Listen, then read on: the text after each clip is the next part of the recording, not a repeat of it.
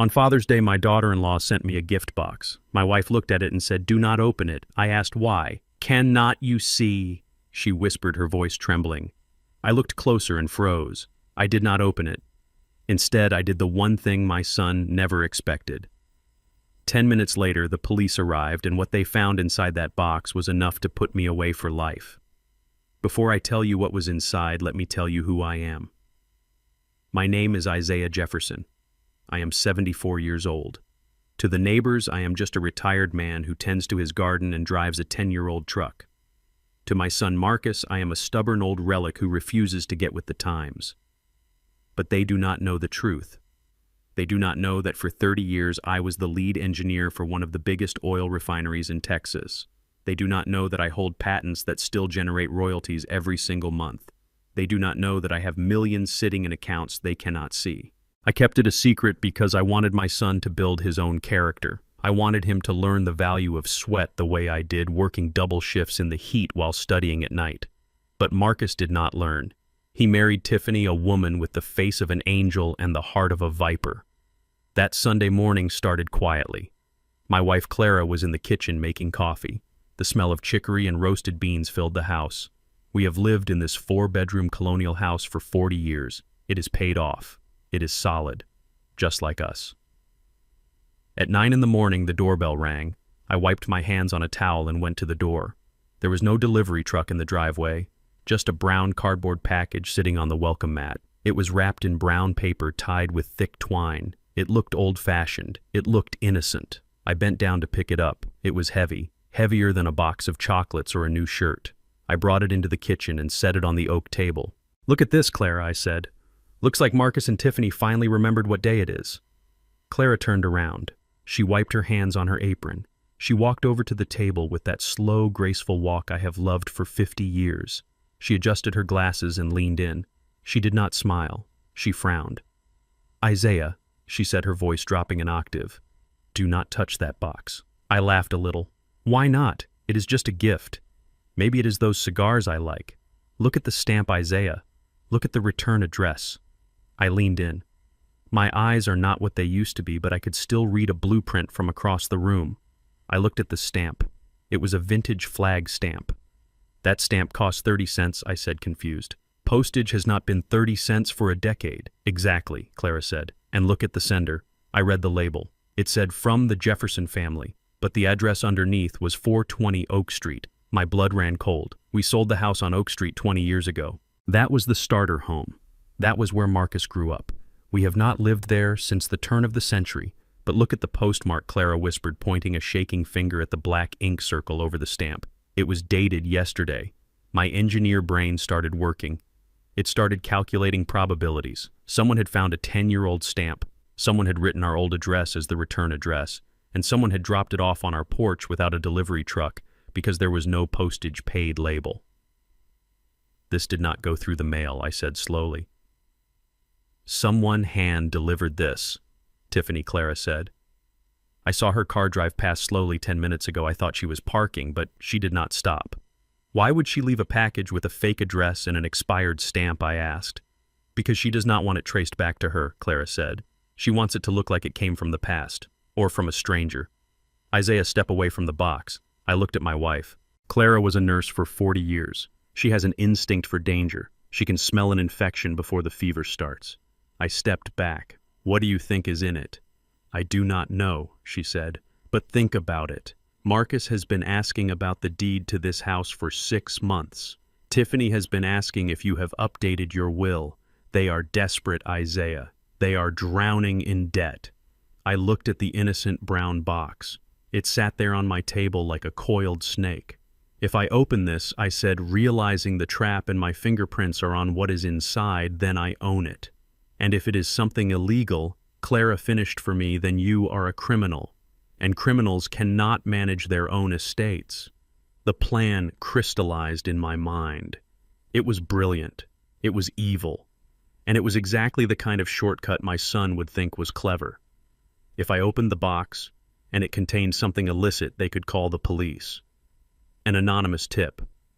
The police find me, the retired old man with contraband. I get arrested. I get declared unfit. They get guardianship. They get the house. I reached for my phone. Who are you calling? Clara asked. I am calling Miller, I said. Sheriff Miller was my fishing buddy. We had spent hours on the lake talking about our kids. He knew my heart, and he knew the law. 20 minutes later, 2 squad cars pulled up to the curb.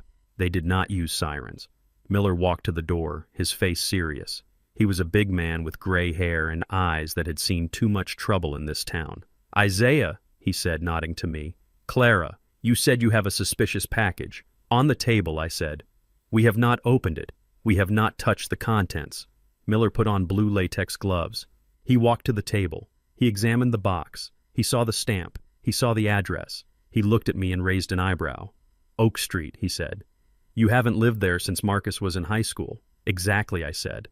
Miller took out a small knife. He cut the twine. He sliced the tape. He opened the flaps slowly using the tip of the knife. He looked inside. Then he looked at me. His face was hard stone. Step back, he ordered. He pulled out a layer of bubble wrap. Underneath were 4 wooden cigar boxes. They looked expensive. Cuban, maybe. Miller opened the first cigar box. It was not cigars. It was filled with a white crystalline powder packed tight in vacuum-sealed bags. Miller opened the second box. Blue pills. Hundreds of them. He opened the third. More powder. Jesus, Miller whispered. He looked at me. Isaiah, there must be 2 kilograms of product here. This is high-grade synthetic. This is trafficking weight. I felt my knees go weak. I grabbed the back of a chair to steady myself.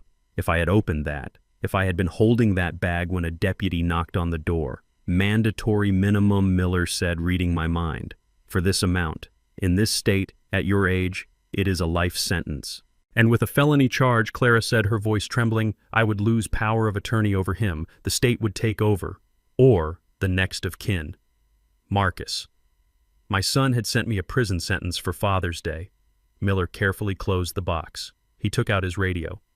Dispatch, I need a crime scene unit at the Jefferson residence. We have a large quantity of controlled substance.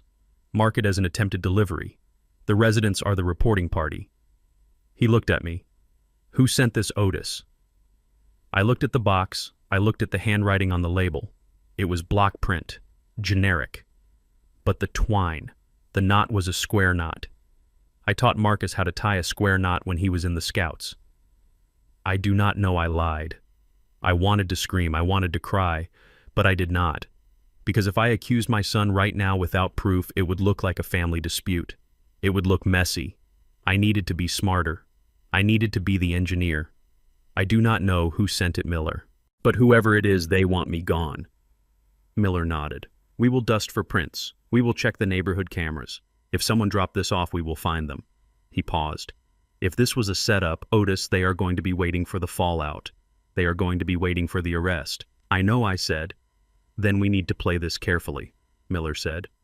I am going to confiscate this. I will file a report, but I will keep it quiet for 48 hours. No press, no scanner traffic. Why, Clara asked. Because Miller said his eyes cold. If they don't see you getting arrested, they are going to wonder why. They are going to come sniffing around, and when they do, I want you to be ready. The crime scene unit came and went. They took the box. They took the drugs. They took the fear out of my kitchen, but they left the anger. I sat at the table staring at the empty spot where the box had been. My son. My own blood. He didn't just want my money. He was willing to destroy my name, my freedom, my life to get it. Clara put a hand on my shoulder. Her hand was warm, but her grip was steel. What are we going to do, Isaiah? She asked. I looked up at her. I saw the fire in her eyes. She was not just a nurse. She was a matriarch. She was a lioness whose cub had just tried to bite her. We are going to have dinner, I said. Dinner, she asked. Yes, I said, standing up. My back cracked, but I stood tall. Marcus and Tiffany are coming over for Father's Day dinner tonight. They invited themselves last week, remember? But Isaiah, Clara started.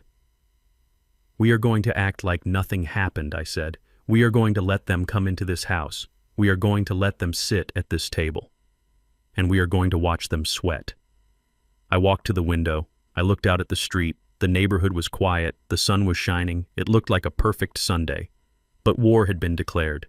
Tiffany wants to play games, I whispered. She wants to set traps. I turned back to Clara. Put on your best dress, honey, And get the good china. If they want to see a show, let us give them one. But I wasn't just going to serve roast beef. I was going to serve a test. I went to my study. I opened my safe. Not the one in the bedroom that everyone knew about. The floor safe under the rug. The one I installed myself. I took out a file. It was blue. It contained the patent records, the royalty statements, the real numbers. They thought they were stealing a house. They didn't know they were trying to rob a fortress. I put the file on the desk. Then I took out a small device, a tiny black listening bug, old tech from my days consulting on security systems for the rigs. I put it in my pocket. Tonight, when Tiffany sat down to eat, I was going to make sure I heard every whisper, every breath, every lie. The doorbell rang again. It was not the police this time. It was Marcus. I saw his car through the window. He was sitting in his driver's seat looking at his phone. He looked nervous. He looked terrified. He was waiting for the sirens. He was waiting to see his father walked out in cuffs. Instead, he was going to see his father open the door with a smile. I walked to the door. I opened it. Happy Father's Day, son. I called out, my voice booming across the lawn. Marcus jumped in his seat. He looked at me. He looked at the empty porch. He looked confused. He got out of the car. Tiffany got out from the passenger side. She was wearing a white sundress, looking innocent as a lamb, but her eyes were scanning the windows, scanning the street. Where are the cops, she was thinking. Why is the old man still standing? I waved them in. Come on inside, I said. Your mother made her famous pot roast, and I have a surprise for you. They walked up the path. They walked right into the lion's den, and I closed the door behind them. The trap was set, but this time I was the one pulling the trigger. The silence that filled the house after Sheriff Miller and the crime scene unit left was heavy enough to crush a man. My wife Clara stood at the sink scrubbing a pot that was already clean. She was scrubbing it so hard her knuckles were white. I knew that look. She was trying to scrub away the fear. She was trying to scrub away the image of those bags of white powder sitting on our kitchen table where we used to help our son with his homework. Miller had left us with a warning. He told us that whoever sent that package was watching. They were waiting for the flashing lights. They were waiting to see me walked out in handcuffs, my head hung low in shame. They were waiting for the mugshot that would end my life as a free man and begin my life as a ward of the state. But the lights never came. The sirens never wailed.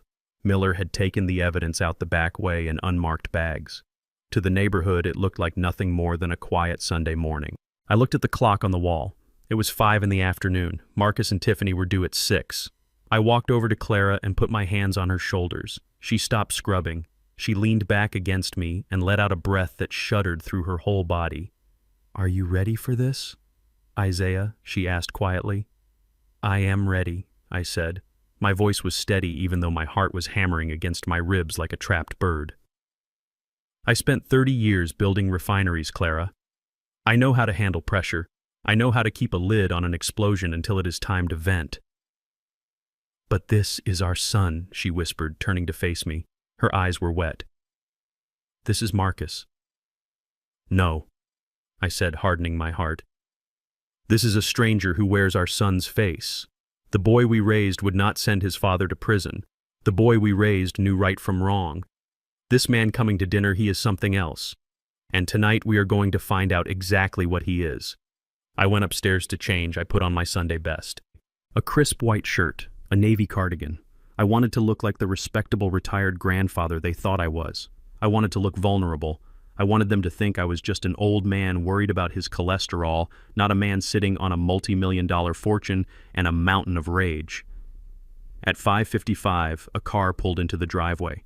I watched from the upstairs window. It was a new BMW. Shiny, expensive, leased no doubt. Marcus got out of the driver's side. He was wearing a polo shirt that was too tight and sunglasses that cost more than my first car. He looked nervous. He kept glancing up at the house, then down the street as if expecting a SWAT team to jump out of the bushes. Tiffany got out of the passenger side. She looked like a picture from a magazine. Perfect hair, perfect makeup, a white sundress that screamed innocence. But I saw the way she slammed the car door. I saw the way she snapped something at Marcus. I saw the way her eyes narrowed as she looked at my front door. She looked like a predator that had arrived at a trap only to find the bait missing. I went downstairs. I sat in my armchair in the living room. I picked up a newspaper. I forced my breathing to slow. In, out, in, out. The doorbell rang. Clara answered it. I heard the fake cheerful greetings in the hallway. Happy Father's Day. Mom. Tiffany chirped. Her voice was high and sweet like syrup covering rot. We brought wine. Marcus mumbled something I could not hear. They walked into the living room. I put down the paper. I stood up slowly, faking a stiffness in my knees that was not there. Hello, son, I said. Marcus looked at me. He looked at my wrist, checking for handcuffs. He looked around the room, checking for police. When he saw nothing but a clean house and a calm father, his face twitched. It was a micro-expression of confusion mixed with terror. Hey, Dad, he said. Happy Father's Day. He did not hug me. He stayed 3 feet away. Tiffany walked right up to me. She kissed my cheek. Her lips were cold. She smelled of expensive perfume and mints. You look great, Isaiah, she said, stepping back and scanning me with eyes that were sharp as scalpels. You look surprisingly relaxed. Why wouldn't I be? I asked, smiling a smile that did not reach my eyes. It is a beautiful Sunday. My family is here. My wife made pot roast. What do I have to be worried about? Tiffany laughed. It was a brittle sound. Nothing, of course. Just life. You know how it is. Things happen. Unexpected things. We moved to the dining room. The table was set with the good china, the one with the gold rim that we bought in Germany 20 years ago. The smell of the roast was rich and comforting, but my stomach was a knot of iron. We sat down. Clara brought out the food. We bowed our heads for grace. Lord Marcus prayed, his voice shaking slightly. We thank you for this food. We thank you for this family. We ask for your protection and your guidance. Amen. Amen, I said. I opened my eyes and looked directly at him. Protection, I asked. Do you feel like you need protection, son? Marcus dropped his fork. It clattered loudly against his plate. No, Dad, he stammered. Just, a figure of speech. We started to eat. The meat was tender, but it tasted like ash in my mouth. I watched them. I watched every move. Tiffany was pushing her food around her plate. She was agitated. She kept looking at the side table where I usually put my mail. She was looking for the box. She was looking for the brown paper and the twine. So, Dad, she said casually, taking a sip of wine, did you get any interesting deliveries this week? Here it was. The probe, the interrogation. I chewed slowly. I swallowed. I took a drink of water. I made her wait. Deliveries, I asked, looking confused. Just the usual bills. Why? Did you send something? Tiffany exchanged a quick glance with Marcus. Well, she said, leaning forward, her eyes locked on mine. Yes, actually, we sent you a little surprise. For Father's Day. A special box. It should have arrived yesterday or maybe this morning. You didn't see it. I put my fork down. I frowned. I scratched my head, acting like I was trying to remember through a fog of old age. A box, I repeated. You know, now that you mention it, I think I did see a package on the porch this morning. Tiffany stopped breathing. Marcus gripped the edge of the table. Really, she whispered. And did you open it? I sighed. I looked at Clara. Clara looked at me. I am afraid I have some bad news, I said. What? Marcus asked, his voice high and tight. What happened? Well, I said, leaning back in my chair. I saw the box. It looked very nice. Brown paper, vintage stamp. Very thoughtful. But you know how the neighborhood kids are these days. Tiffany blinked. What about the kids? I think one of them swiped it. I lied smoothly. I went inside to get my reading glasses to check the label, and when I came back out 5 minutes later, it was gone. Poof, just vanished. The silence at the table was absolute. You could hear the refrigerator humming in the kitchen. Gone. Tiffany repeated, her voice flat. Someone stole it. Must have, I said, shaking my head. It is a shame. I bet it was something nice too. What was inside? Cigars. Tiffany looked like she was going to be sick. Her face went pale, then red, then pale again. She was doing the math. 2 kilograms of drugs were floating around my neighborhood. Or worse, the police had them and were waiting. Or even worse, I was lying. But she could not accuse me of lying without admitting she knew what was in the box. It was a perfect trap. It was just some books, she lied, her voice trembling. Rare books. First editions. Very expensive. Oh, that is terrible, Clara said, playing her part perfectly. Those poor thieves. They're going to be so disappointed when they open it and find books. Marcus let out a nervous laugh that sounded like a choke. Yeah, disappointed. Tiffany stood up abruptly. Her chair scraped loudly against the floor. I need to use the restroom, she said. She walked out of the room. She walked toward the hallway where the guest bathroom was. But I knew she wasn't going to the bathroom. I had been an engineer for 30 years. I knew about structures, I knew about acoustics, and I knew about surveillance. I tapped my ear, discreetly activating the small earpiece I was wearing. It was connected to a microphone I had planted in the hallway and another one on the back porch. I heard the bathroom door close, but it didn't latch. I heard footsteps moving softly away from the bathroom. She was heading toward the kitchen, toward the back door. She was going to check the trash cans. She didn't believe me. She wanted to see if the box was in the garbage. She wanted to see if I had thrown it away. I looked at Marcus. He was staring at his plate, sweating. Are you okay, son? I asked. You look like you are melting. It is just hot in here, Dad, he muttered, wiping his forehead with a napkin. The oven. I pulled out my phone. I pretended to check a message, but I was actually switching the camera feed on my screen. I had installed cameras around the exterior of the house years ago to watch for package thieves. Now I was watching a different kind of thief. On the small screen I saw her. Tiffany was outside. She was in her expensive white dress, leaning over my dirty garbage cans. She was digging through the bags of kitchen scraps and coffee grounds. She was frantic. She was tearing bags open, dumping trash onto the driveway, looking for the brown paper, looking for the cigar boxes. She looked deranged. The mask of the elegant socialite had fallen off. She looked like a desperate addict looking for a fix. She found nothing, because there was nothing to find. Sheriff Miller had the box. She stood up, wiping slime off her hands onto her dress. She kicked the trash can. I saw her mouth move. She was screaming a silent scream of frustration. She pulled out her phone. She dialed a number. Through my earpiece, I heard her voice. He says it was stolen, she hissed into the phone. No, I checked the trash. It is not there. The old fool probably left it on the porch and some junkie grabbed it. Or he is lying. No, he is too stupid to lie. He looked totally clueless. She paused, listening to the person on the other line. I don't know what to do, she whispered. That was $5,000 worth of product, and it was our leverage. If he doesn't get arrested, we can't move on the guardianship. We need a plan B. She paused again. Okay. I will calm down. No, I won't say anything to Marcus. He is about to crack as it is. He is useless. We will do it the other way. The medical way. She hung up. I watched her on the screen. She took a deep breath. She fixed her hair. She practiced a smile. Then she walked back into the house. She came back into the dining room a minute later.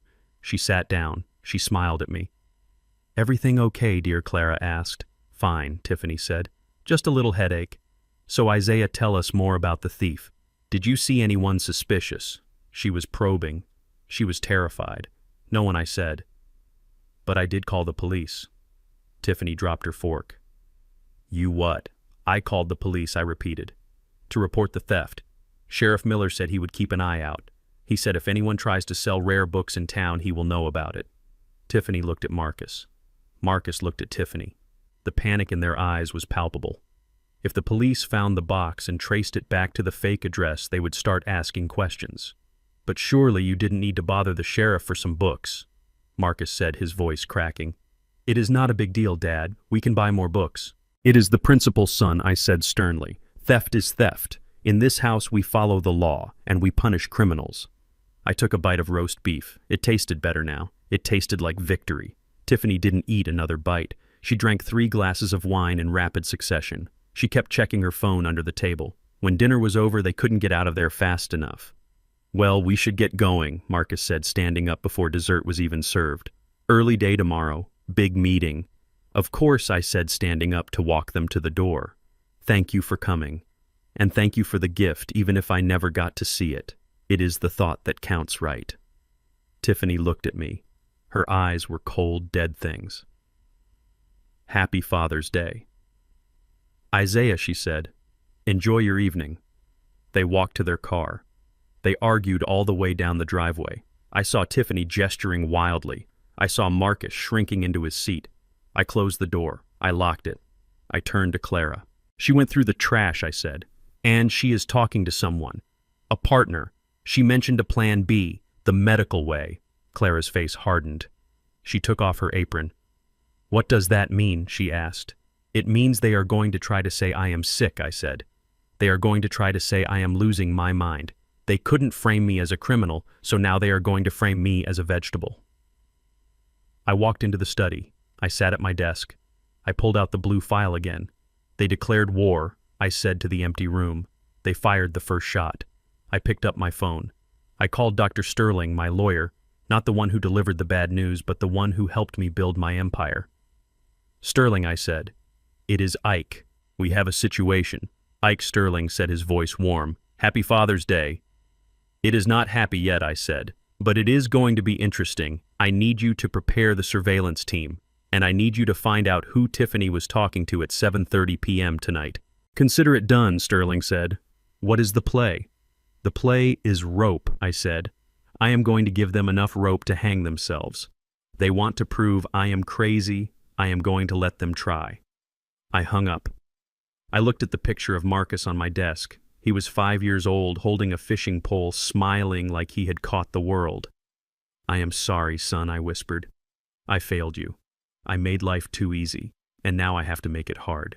I turned off the lights in the study. The interrogation was over. I had the answers I needed. They were guilty, they were desperate, and they were coming back. But next time they weren't bringing a box. They were bringing a doctor. I went upstairs to bed. I needed to rest. Because tomorrow I had to start acting like I was losing my mind, and that was going to be the hardest performance of my life. The sun rose on Monday morning with a deceptive calm. The birds were singing in the oak trees and the neighborhood was quiet, but inside my chest a storm was brewing. I sat on the front porch drinking my black coffee, watching the street. I knew they would come back. The drug trap had failed. The police had not arrested me. That meant Tiffany was desperate. And a desperate woman is dangerous, but a greedy woman whose plans have been thwarted is lethal. I did not have to wait long. At 9 o'clock sharp, the BMW pulled into the driveway again. But this time there was no arrogance in their walk. There were no expensive sunglasses or haughty looks. This time they were playing a different role in their sick theater. Marcus walked up the steps looking like a man walking to the gallows. His shoulders were slumped, his eyes were red, and his hands were shaking. Tiffany was right beside him, wearing no makeup, dressed in somber gray, holding onto his arm as if she was the only thing keeping him upright. It was a performance worthy of Broadway. Dad, Marcus choked out. Can we come in? Please, it is an emergency. I opened the door. I let the wolves back into the sheepfold because I needed to see their teeth. Clara was in the living room knitting a blanket. She stopped her needles clicking when she saw them. She knew. We both knew. But she smiled, that polite steel smile of hers. Sit down, Clara said. You look terrible, Marcus. They sat on the sofa, huddled together like refugees. Tiffany let out a sob, a loud, wet sound that grated on my nerves. It is over, she wept, burying her face in Marcus's shoulder. They are going to kill him, Isaiah. They are going to kill my husband and your son. I sat in my armchair, my back straight, my face impassive. Who is going to kill him? I asked calmly. The loan sharks, Tiffany cried, looking up at me with tear-filled eyes. The Ivanov brothers. They are Russians, Dad. Marcus. Marcus made a mistake. A business investment went wrong. He borrowed money to cover the payroll for his company because he has such a good heart. He didn't want to fire anyone. I looked at Marcus. He was staring at the floor, refusing to meet my gaze. Is that true, son? I asked. You borrowed money from the Russian mob to save your employees. Marcus nodded slowly. Yes, Dad. It was a bridge loan. 50,000. But the interest, it ballooned. Now they want 200,000 by Friday, or they said they would put me in a wheelchair. I leaned back, steepling my fingers. I knew Marcus's finances better than he did. I had access to his credit reports thanks to my private investigator. There were no Russians. There were no payroll loans. There was only online poker sports betting and Tiffany's insatiable appetite for designer handbags and five-star resorts. They owed money, yes, but they owed it to Visa and MasterCard and a few casinos in Atlantic City. And what do you expect me to do? I asked. I am a retired engineer on a pension, so I do not have $200,000 lying under my mattress. We know, Tiffany said quickly, wiping her eyes. We know you don't have the cash, Isaiah. But you have this house. The house. The $4 million colonial estate that sat on 3 acres of prime real estate. The house I bought when the land was dirt cheap and built into a fortress of comfort. What about the house? I asked, my voice dropping. You can sign it over as collateral, she said, her words tumbling out fast now. Just a signature. We have a lender, a legitimate one, not a shark who will give us a loan against the equity of the house. We can pay off the Russians. And then Marcus and I will work triple shifts. We will pay the bank back. You won't even notice. The deed stays in your name mostly. It is just a guarantee.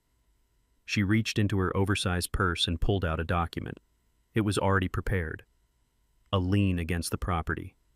Just sign here, Dad, Marcus whispered, finally looking at me. Please. I don't want to die.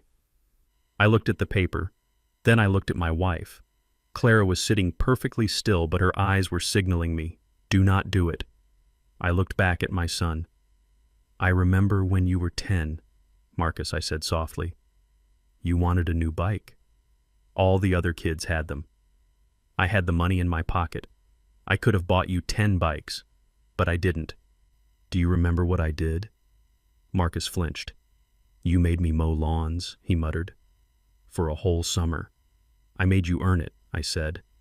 I taught you that if you want something, you sweat for it. If you break something, you fix it. I stood up and walked over to the fireplace where a picture of Marcus graduating college sat on the mantel. I will not sign this paper, I said, turning to face them. Tiffany stopped crying instantly. Her face hardened. What? I said no. I repeated. I will not put my home at risk. I will not put your mother's security at risk for your gambling debts. It is not gambling, she shrieked, standing up.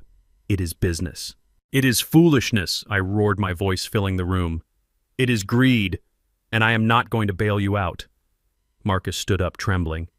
Dad, they will hurt me. Then you go to the police, I said, pointing to the door. You go to the authorities. You face the consequences of your actions. That is what a man does. A man helps his family. Tiffany spat, her voice venomous now. You are a selfish old man. You are sitting on a gold mine, and you would rather watch your son bleed than sign a piece of paper. I am teaching him how to fish, I said coldly. I am not giving him the fish, and I am certainly not giving him the boat. Marcus looked at me with a mixture of hatred and fear. He looked at Tiffany. He was waiting for her command. Fine, Tiffany said. Her voice went eerily calm. Fine. If that is how you want it, Isaiah, we will figure it out. We always do. She grabbed her purse, but before she left, she turned to Clara. Mom. I am sorry, she said, her voice dripping with fake sweetness again. I am sorry we upset you. You look pale. Let me make you some tea, just a cup of tea before we go. To calm everyone's nerves. Clara looked at me. We were both tense. But rejecting a cup of tea seemed petty. It seemed like an admission that we were at war, and we were still trying to pretend this was a family disagreement, not a hostile takeover. That would be nice, Tiffany, Clara said. Earl Grey. I will help you, Marcus said, moving toward the kitchen. No, Tiffany said sharply. You stay here with your father. Try to make him understand. I will be right back. She went into the kitchen. I heard the kettle whistle. I heard the clinking of spoons. I stayed in the living room with Marcus. He didn't say a word. He just stared at his shoes, sweating. He knew what was happening. He knew his wife was up to something, but he was too weak to stop it. He was a coward, and that hurt more than the debt. Tiffany came back 5 minutes later with a tray, 2 cups. One for Clara, one for herself, none for me, none for Marcus. Here you go, Mom, she said, handing the floral cup to Clara. Drink it while it is hot. It will help you relax. Clara took the cup. She blew on the steam. She took a sip. Thank you, she said. Tiffany sat down and drank her own tea, watching Clara over the rim of her cup. Her eyes were cold, calculating. She wasn't drinking tea with her mother-in-law. She was waiting for a timer to go off. We finished the tea. The conversation was stilted dead. We should go, Tiffany said, standing up abruptly. We have to find another way to get the money. Come on, Marcus. They left without another word. No hugs, no goodbyes, just the slam of the front door. I locked the deadbolt behind them. That was strange, I said, turning to Clara. She gave up too easily. Clara didn't answer. She was sitting on the sofa, her hand on her forehead. Clara. I feel dizzy, she whispered. I walked over to her. Her skin was clammy. Her face was pale. My stomach, she groaned, doubling over. Isaiah, my stomach, it feels like fire. And then the vomiting started. It was violent, sudden, and terrifying. She couldn't stop. She was retching until there was nothing left but bile, and then she kept retching. I grabbed the phone. I called 911. My hands were shaking so hard I could barely hit the buttons. Hold on, honey, I said, holding her hair, wiping her face. Help is coming. Within minutes, she was cramping. Her muscles were seizing up. She was dehydrated faster than I had ever seen anyone dehydrate. Her lips were cracked and blue. The paramedics arrived in 10 minutes, but it felt like 10 years. They loaded her onto the stretcher. What did she eat? The paramedic asked me as they rushed her to the ambulance. Nothing, I shouted. Just toast. And tea. Tea. The realization hit me like a physical blow. Tiffany. The kitchen. The 5 minutes alone. She didn't put poison in the tea. Not arsenic. Not cyanide. That would be too obvious. Too traceable. She put diuretics in it. High-powered industrial-strength diuretics. The kind that strip the water out of your body in an hour. The kind that can stop an older person's heart by throwing their electrolytes into chaos. I climbed into the back of the ambulance holding Clara's hand. Her grip was weak. Her eyes were rolling back in her head. She did this, I whispered, to the rhythm of the siren. She did this to separate us. At the hospital, the doctors worked on her for hours. They pumped fluids into her veins. They stabilized her heart, which had started to beat irregularly from the potassium crash. I sat in the waiting room, my head in my hands. I was alone. My son wasn't there. He didn't call. He knew. He knew what his wife had done, and he had let her do it. At midnight, the doctor came out. He looked tired. She is stable, Mr. Jefferson, he said. But it was close. Severe dehydration. Kidney stress. We need to keep her for a few days. Maybe a week. She is very weak. Can I see her? For a moment, she needs rest. I went into the room. Clara looked so small in that hospital bed, tubes running into her arms, the heart monitor beeping steadily. I kissed her forehead. I am going to get them, I whispered. I promise you, Clara. I am going to destroy them. I walked out of the room. I needed fresh air. I walked out to the parking lot. My phone rang. It was Marcus. Dad, I heard Mom is in the hospital, he said. His voice was fake concerned. Tiffany and I are so worried. You put her there? I said, my voice flat. What? No, Dad. That is crazy. Listen, we are coming down there. But you know you shouldn't be alone in that big house while Mom is in the hospital. It is too much for you. Here it was. The next move. Why don't you stay at the hospital tonight, Marcus said. Or, better yet, why don't you check into a hotel near the hospital so you can be close to her? We will go watch the house. We will make sure everything is safe. We will feed the cat. They wanted the house. They wanted me out of the house. They wanted access to my study, my safe, my papers. They had poisoned my wife to get me out of the fortress. I felt a cold rage settle over me. It was colder than the liquid nitrogen we used at the refinery. No, I said. I am going home. Dad, you are tired, Marcus insisted. You shouldn't drive. Tiffany thinks it is best if we take over the household management for a few days, just until Mom is better. I hung up on him. I got into my truck. I drove home. I drove fast. When I pulled into the driveway, I saw it. The lights were on in my study. Shadows were moving across the curtains. They hadn't waited for permission. They hadn't waited for me to agree. They had broken in. While my wife was lying in a hospital bed fighting for her kidneys, my son and his wife were in my office trying to crack my safe. I reached under the seat of my truck. I pulled out a tire iron. It was heavy, rusted, solid steel. I didn't call the police, not this time. The police were for drugs and packages. This was personal. This was my house. I walked up the steps. The front door was unlocked. They were so arrogant they hadn't even locked the door behind them. I walked into the hallway. I could hear the sound of a drill coming from the study. Drilling. They were drilling my safe. I walked toward the sound, gripping the tire iron until my knuckles turned white. They wanted to teach me a lesson about fishing.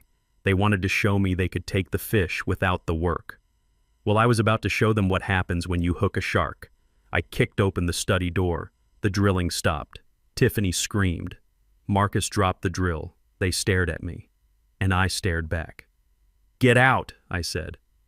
And for the first time in his life, Marcus looked at me and saw something he had never seen before. He didn't see his father. He saw a man who had nothing left to lose. But they didn't leave. Not yet. Tiffany's eyes darted to the desk where a stack of papers lay exposed. They had found something, not the will, not the money. They had found the patent blueprints, and the greed in her eyes flared up brighter than her fear. This wasn't over. The poisoning was just the opening move. Now they knew there was more than just a house. They knew there was an empire. And they would kill both of us to get it. The hospital room hummed with the rhythmic beeping of the heart monitor, a sound that usually signaled life, but tonight sounded like a countdown. My wife Clara lay in the bed, her skin as pale as the sheets she was tucked into. The diuretics Tiffany had slipped into her tea had ravaged her system, leaving her dehydrated and weak, but her eyes were open. They were tired eyes rimmed with red, but they were still sharp. She looked at me, and I saw the message clearly. She was afraid, not for herself, but for me. Marcus stood at the foot of the bed, his arms crossed over his chest. He was wearing that expression he always wore when he was trying to sell a bad deal to a client, a mix of fake concern and impatience. He checked his watch every 3 minutes. He shifted his weight from foot to foot. He wanted me gone. He needed me gone so he could finish what his wife had started. "Dad," he said, his voice low and smooth, the voice of a man who thinks he is the smartest person in the room. "You need to go home. Look at you. You are exhausted. You have been here for 6 hours. Mom is stable. The doctor said she just needs rest." I looked at him. I saw the sweat on his upper lip. I saw the way his eyes darted to the door. He was terrified that I would stay. He was terrified that as long as I was here, I was protecting her, and he couldn't get to the next phase of whatever sick plan they had hatched. "We have got this. Dad." He continued, stepping closer, trying to herd me toward the exit like a lost sheep. "Tiffany and I will take shifts. We won't leave her side. You go home. Get some sleep. You are 74 years old. If you collapse, we will have 2 patients to worry about." I looked at Clara again. She blinked slowly once, then twice. It was our signal, a signal we had developed over 40 years of marriage to communicate across crowded rooms or during boring sermons. It meant play along. I let my shoulders slump. I let my face sag into a mask of defeated old age. I rubbed my eyes with a trembling hand. "Maybe you are right, son," I said, my voice cracking just enough to sell it. "I am feeling heavy. My chest feels heavy." Marcus's eyes lit up. It was subtle, but I saw it. A flash of hope that maybe the stress was finally killing me too. "Exactly," he said, putting a hand on my back. "Go home. Take a sleeping pill. We will call you if anything changes." I leaned down and kissed Clara's forehead. Her skin was cold, but her hand found mine under the sheet and squeezed it hard. It was a grip of steel. It was a reminder that we were survivors. We had survived poverty, we had survived racism, we had survived the oil fields of Texas. We would survive our own son. I walked out of the room, my steps slow and shuffling until I turned the corner of the corridor. The moment I was out of sight, I straightened up. The fatigue vanished, replaced by a cold, hard adrenaline. I walked to the nurse's station. The head nurse was a woman named Brenda, a formidable woman I had known from church for 20 years. "Brenda," I whispered, leaning over the counter. "Isaiah," she said, looking up. "How is she?" "She is fighting," I said. "But Brenda, I need a favor. A life or death favor." "Anything, Isaiah." "My son and his wife," I said, keeping my voice low. "Do not let them alone with her. Not for a second. If they bring her food, you throw it out. If they bring her water, you pour it down the sink.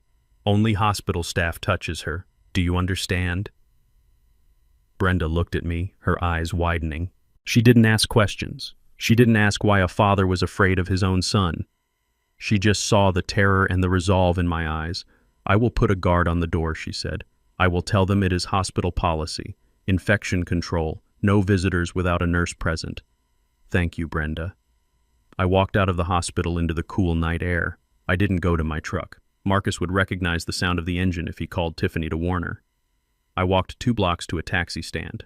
"Take me to Highland Park," I told the driver, giving him the address of the street behind my house. "Drop me off at the corner. Keep the lights off." The ride was short. My mind was racing.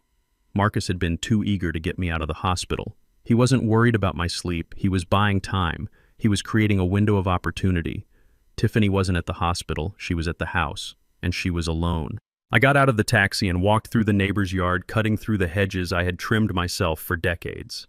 The house loomed in front of me, dark and silent against the night sky. But it wasn't completely dark. There was a light, a faint flickering light coming from the side window of my study. The blackout curtains were drawn, but a sliver of light escaped at the bottom. I didn't use the front door. I went around the back to the basement entrance. I had oiled those hinges myself 3 months ago. They opened without a sound. I slipped into the darkness of my own home, moving like a ghost through the familiar hallways. The floorboards creaked, but I knew where to step. I knew every groan of this house. I built half of it. I crept up the stairs. Then I heard it. It was a sound that didn't belong in a home. It was the high-pitched whine of a power tool, a drill, and the sound of metal grinding against metal. My heart hammered against my ribs, but I forced my breathing to remain steady. I moved toward the study door, which was cracked open an inch. I peered inside. Tiffany was there. She was wearing black leggings and a tight black shirt like she was dressing for a burglary, which I suppose she was. She had pulled the large oil painting of the Texas refinery off the wall, tossing it carelessly onto the floor. Behind it was the wall safe. But she wasn't trying to guess the combination. She wasn't using a stethoscope like in the movies. She was using a diamond-tipped industrial drill, the kind you buy at a specialty hardware store, the kind used for boring through concrete. She was sweating, her hair matted to her forehead, her face twisted in a mask of pure greed and frustration. She was leaning her whole body weight into the drill, trying to punch through the hardened steel of the lock mechanism. I watched her. I watched the woman who had married my son, who had sat at my table, who had called me dad, destroy my property. She muttered to herself as she worked, "Come on, you piece of junk, open. Open up, you stupid old man." She wasn't looking for cash. She wasn't looking for gold. She was looking for the blue folders, the folders that contained the patents. You see, most people think wealth comes from a salary. Marcus thought I had a good pension. He didn't know that in 1985 I designed a high-pressure safety valve for deep-sea drilling rigs. I patented it. Every time an oil company drills a hole in the ocean floor, they pay me. Every time a refinery upgrades its safety systems, they pay me. Those patents generate millions of dollars a year in royalties. They are the engine of my wealth. And the original blueprints, the signed contracts, the deeds to the shell companies that hold the rights were sitting in that safe. Tiffany knew. She must have found a statement. I missed a letter I didn't shred. She knew the gold wasn't in the bank account she could see. It was on the paper inside that steel box. She stopped drilling to change the bit. She threw the dull bit onto my mahogany desk, scratching the finish. She was reckless. She was destructive. I could have walked in there then. I could have confronted her. I could have called the police. But I realized something as I watched her panting in the dim light of the desk lamp. If I stopped her now, she would just deny it. She would say she was looking for insurance papers for Clara. She would say she lost the combination. She would spin a lie, and Marcus would believe her because he wanted to believe her. I needed more. I needed to know how deep this rot went. I needed to know who was helping her, because Tiffany didn't know how to use an industrial drill. Someone had taught her. Someone had given her the tool. I stepped back from the door. I retreated into the shadows of the hallway. I went to the guest bedroom down the hall. I opened the closet where I kept my old gear. I took out a small box. Inside were listening devices.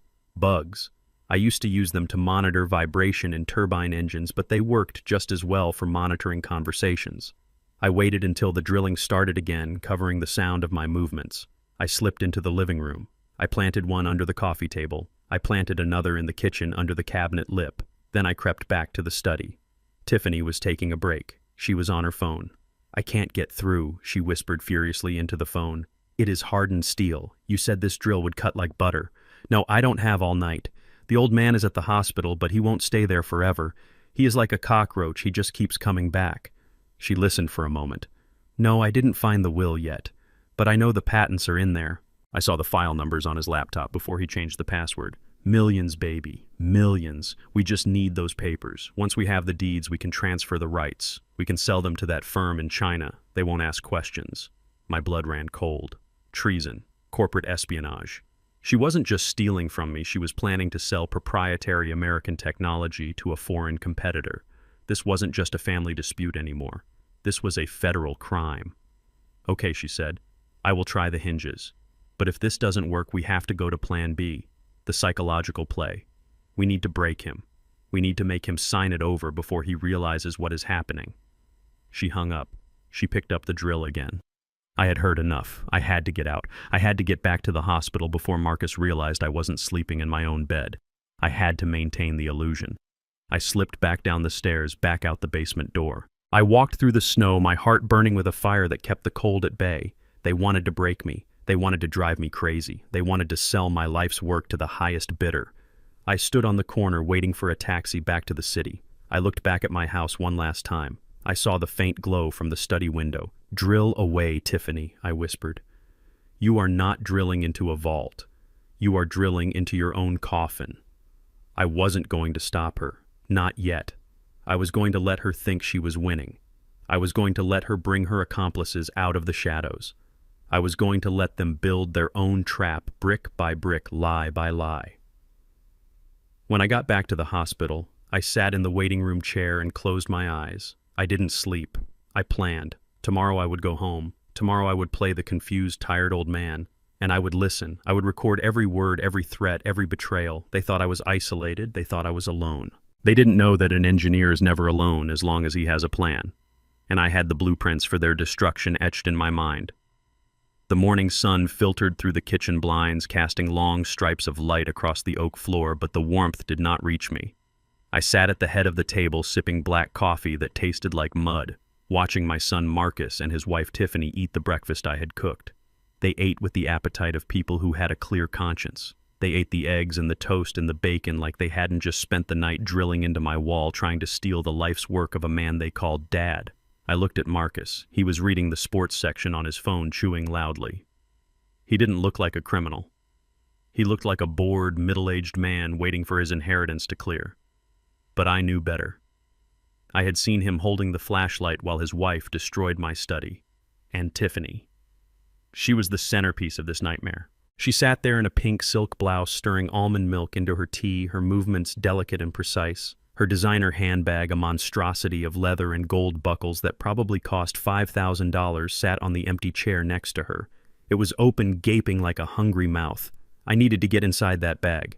I had spent 30 years on oil rigs dealing with high-pressure systems and volatile compounds. You learn to be patient.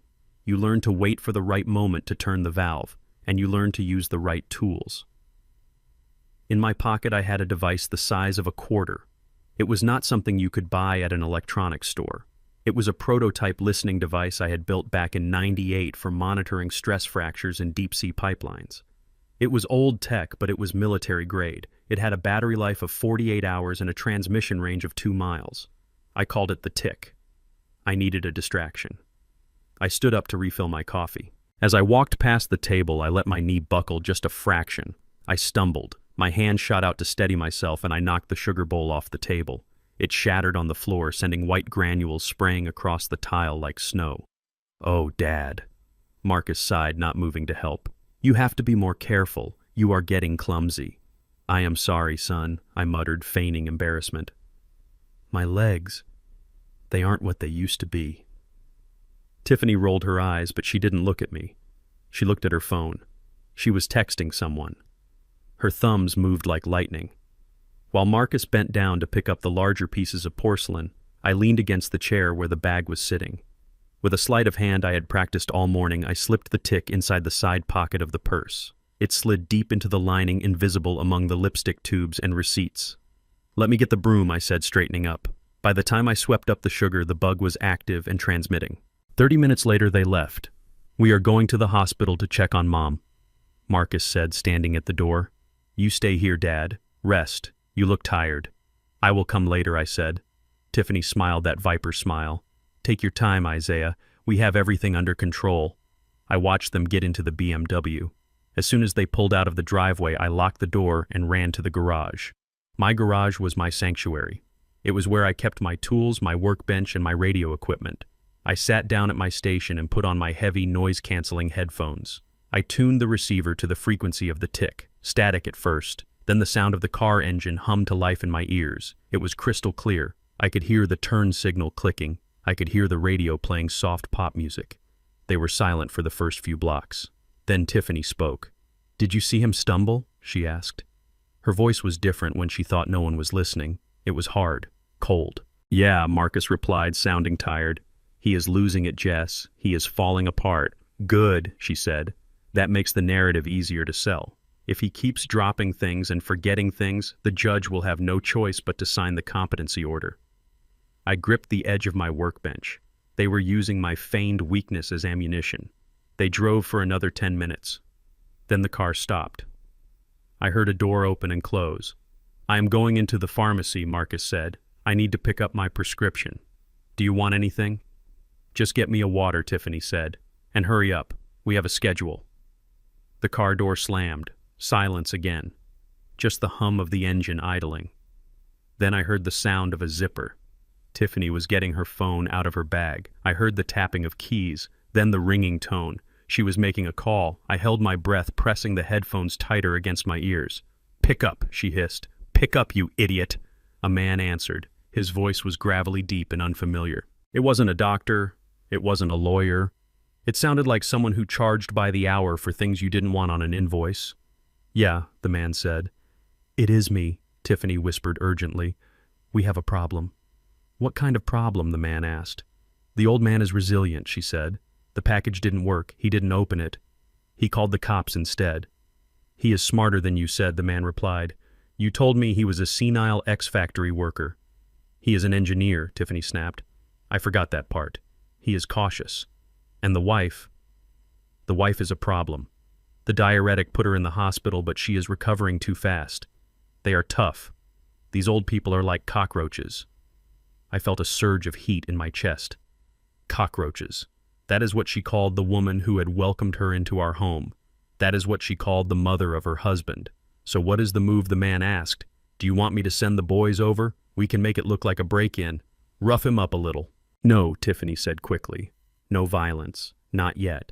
If he has bruises, the police will ask questions. We need this to look medical. We need it to look mental. So what do you need?" "I need the mix," Tiffany said. Her voice dropped lower, almost a growl. "I need the stuff we talked about. The hallucinogens." "LSD," the man asked. "Something stronger," she said. "Something that causes paranoia." "Visual hallucinations." "I want him seeing demons in the hallway. I want him screaming at walls. I want him to lose his mind so completely that when we call the men in white coats, he goes willingly." "That is dangerous," the man said. "The dosage on that stuff is tricky. If you give him too much, his heart will stop. He is 74. "I don't care if his heart stops," Tiffany said, and the ice in her tone froze the blood in my veins. "Dead is fine. Crazy is better because then we get power of attorney while he is still breathing and we can access the accounts immediately. But if he dies of a heart attack caused by a psychotic break, well, that is just a tragedy, isn't it? Old men have weak hearts." I sat there in my garage, surrounded by the tools I had used to build a life, and I listened to my daughter-in-law order a hit on my sanity. She wasn't just greedy, she was a sociopath. She was willing to chemically destroy my brain to get access to a safe she couldn't drill open. "How much?" the man asked. "5,000, she said. "Cash. I will meet you behind the old cinema in 2 hours. Bring the dropper. And instructions. I want to start tonight." "Tonight. Done," the man said. The call ended. I took off the headphones. My hands were shaking, but this time it wasn't from rage. It was from a cold, terrifying clarity. I was not dealing with a bad child. I was dealing with a monster. "Tonight," she said. She was going to drug me tonight. She was going to put something in my food or my drink that would make me see things that weren't there. She was going to gaslight me into an asylum. I looked at the clock on the wall. It was 10 a.m. I had 8 hours before dinner. 8 hours to prepare for a war I didn't know I was fighting until 5 minutes ago. I stood up and paced the small garage. I could go to the police now. I had the recording. But it was illegal. A wiretap without consent in a private conversation. A good lawyer could get it thrown out. And even if they believed me, Tiffany would deny it. She would say she was talking about something else. She would say I manipulated the audio. And Marcus wasn't on the call. He was in the pharmacy buying toothpaste. If I arrested her now, he would defend her. He would say I was crazy. He would say I was framing his wife. He was too blind, too weak. No. I needed more. I needed to catch her in the act. She wanted me to see ghosts. She wanted me to be paranoid. Well, I was an engineer. I knew how to build things. I knew how to create illusions. If she wanted a haunted house, I would give her one. But the ghosts wouldn't be in my head. They would be real. I walked over to my shelf of components. I pulled down a box of microprojectors I had bought for a Christmas display years ago. I found a set of high-frequency speakers, the kind that emit sounds just on the edge of human hearing sounds that cause unease and anxiety. I grabbed my soldering iron. I had work to do. She was going to drug me. Fine. I wouldn't eat. I wouldn't drink. I would switch the plates. But tonight when the lights went out, she wasn't going to be the one watching the show. She was going to be the star of it. I spent the next 4 hours turning my house into a trap. I hid cameras in the molding of the ceiling. I installed the microprojectors behind the vents. I set up the speakers under the floorboards. I was building a stage for her performance. When I finished, I went back to the kitchen. I made myself a sandwich and ate it standing up. I drank a bottle of water from my secret stash in the garage. I needed to be fully hydrated, fully fed before she arrived. At 5 p.m., the BMW pulled back into the driveway. I sat in my armchair in the living room. I put a blanket over my legs. I let my mouth hang open slightly. I stared at the unlit fireplace. The door opened. "We are back," Dad Marcus called out. Tiffany walked in carrying a small paper bag from a bakery. "We brought dessert," she said, smiling that deadly smile. "Chocolate mousse. Your favorite." It wasn't my favorite, but I smiled back. "That sounds lovely, Tiffany," I said. "You are too good to me." She put the bag on the counter. I saw her hand linger on it. The vial was in there, the poison for my mind. I waited. Tonight was going to be a long night, but I wasn't the one who was going to be seeing things. I touched the remote control hidden in the folds of my blanket. "You want crazy, Tiffany," I thought. "I will show you crazy." The night settled over the house like a heavy, suffocating blanket. The chocolate mousse Tiffany had brought sat untouched in the trash can at the bottom of a bag of coffee grounds where I had dumped it while pretending to make tea. I had eaten a granola bar from my secret stash instead. I was in bed, but I was not sleeping. I was wearing a pair of night vision goggles I had bought years ago for hunting trips I never took. They were bulky but effective, turning the pitch-black room into a world of glowing green. I lay still listening. The house was quiet, too quiet. Marcus was snoring in the guest room. Tiffany was supposedly asleep beside him. But then, at exactly 2 a.m. it started. A scratching sound, like nails dragging across drywall. It came from the hallway right outside my door. Scritch, scritch, scritch. It was rhythmic, deliberate. It was designed to wake me up, to make my skin crawl. I didn't move. I just watched the door. Then a low moan filled the room. It wasn't human. It sounded like a dying animal or a ghost from a bad horror movie. It was coming from the vent in the ceiling. I smiled in the dark. Speakers. Bluetooth speakers hidden in the ductwork. Clever. Crude, but clever. The door handle turned slowly. The latch clicked. The door creaked open an inch. A beam of light cut through the darkness. It wasn't a flashlight. It was a projection. A small, dancing orb of blue light appeared on the wall opposite my bed. It moved erratically, jumping from the dresser to the mirror to the ceiling. It was a ghost light, a classic parlor trick. I sat up in bed, adjusting my goggles. Through the green lens, I saw the source. A small Pico projector sitting on the floor in the hallway, aimed through the crack in the door. And behind it, crawling on her hands and knees like a spider, was Tiffany. She was wearing a black bodysuit blending into the shadows. Her hair was tied back. She was moving with a terrifying fluidity, silently positioning the projector, adjusting the angle. She looked like a creature from a nightmare, but to me, she looked like a desperate woman playing with toys she didn't understand. I reached for my phone, which was already recording. I zoomed in. The night vision camera captured everything. The focused intensity on her face, the way she smirked when the blue light danced across my family photo, the way she tapped her phone, controlling the sound effects. She thought she was the director of this horror show. She didn't know she was the main character in mine. "Help me," the voice from the vent whispered. It was a distorted recording layered with static. "Help me, Isaiah." It was my wife's voice, or a deep fake of it. That crossed the line. Using Clara's voice while she lay in a hospital bed recovering from the poison Tiffany had fed her.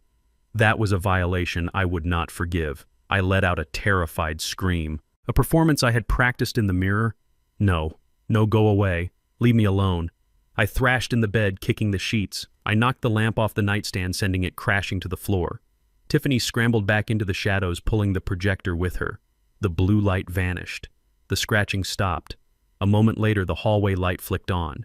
Dad Marcus yelled, running into the room, his eyes wide with genuine alarm. "Dad, what is happening?"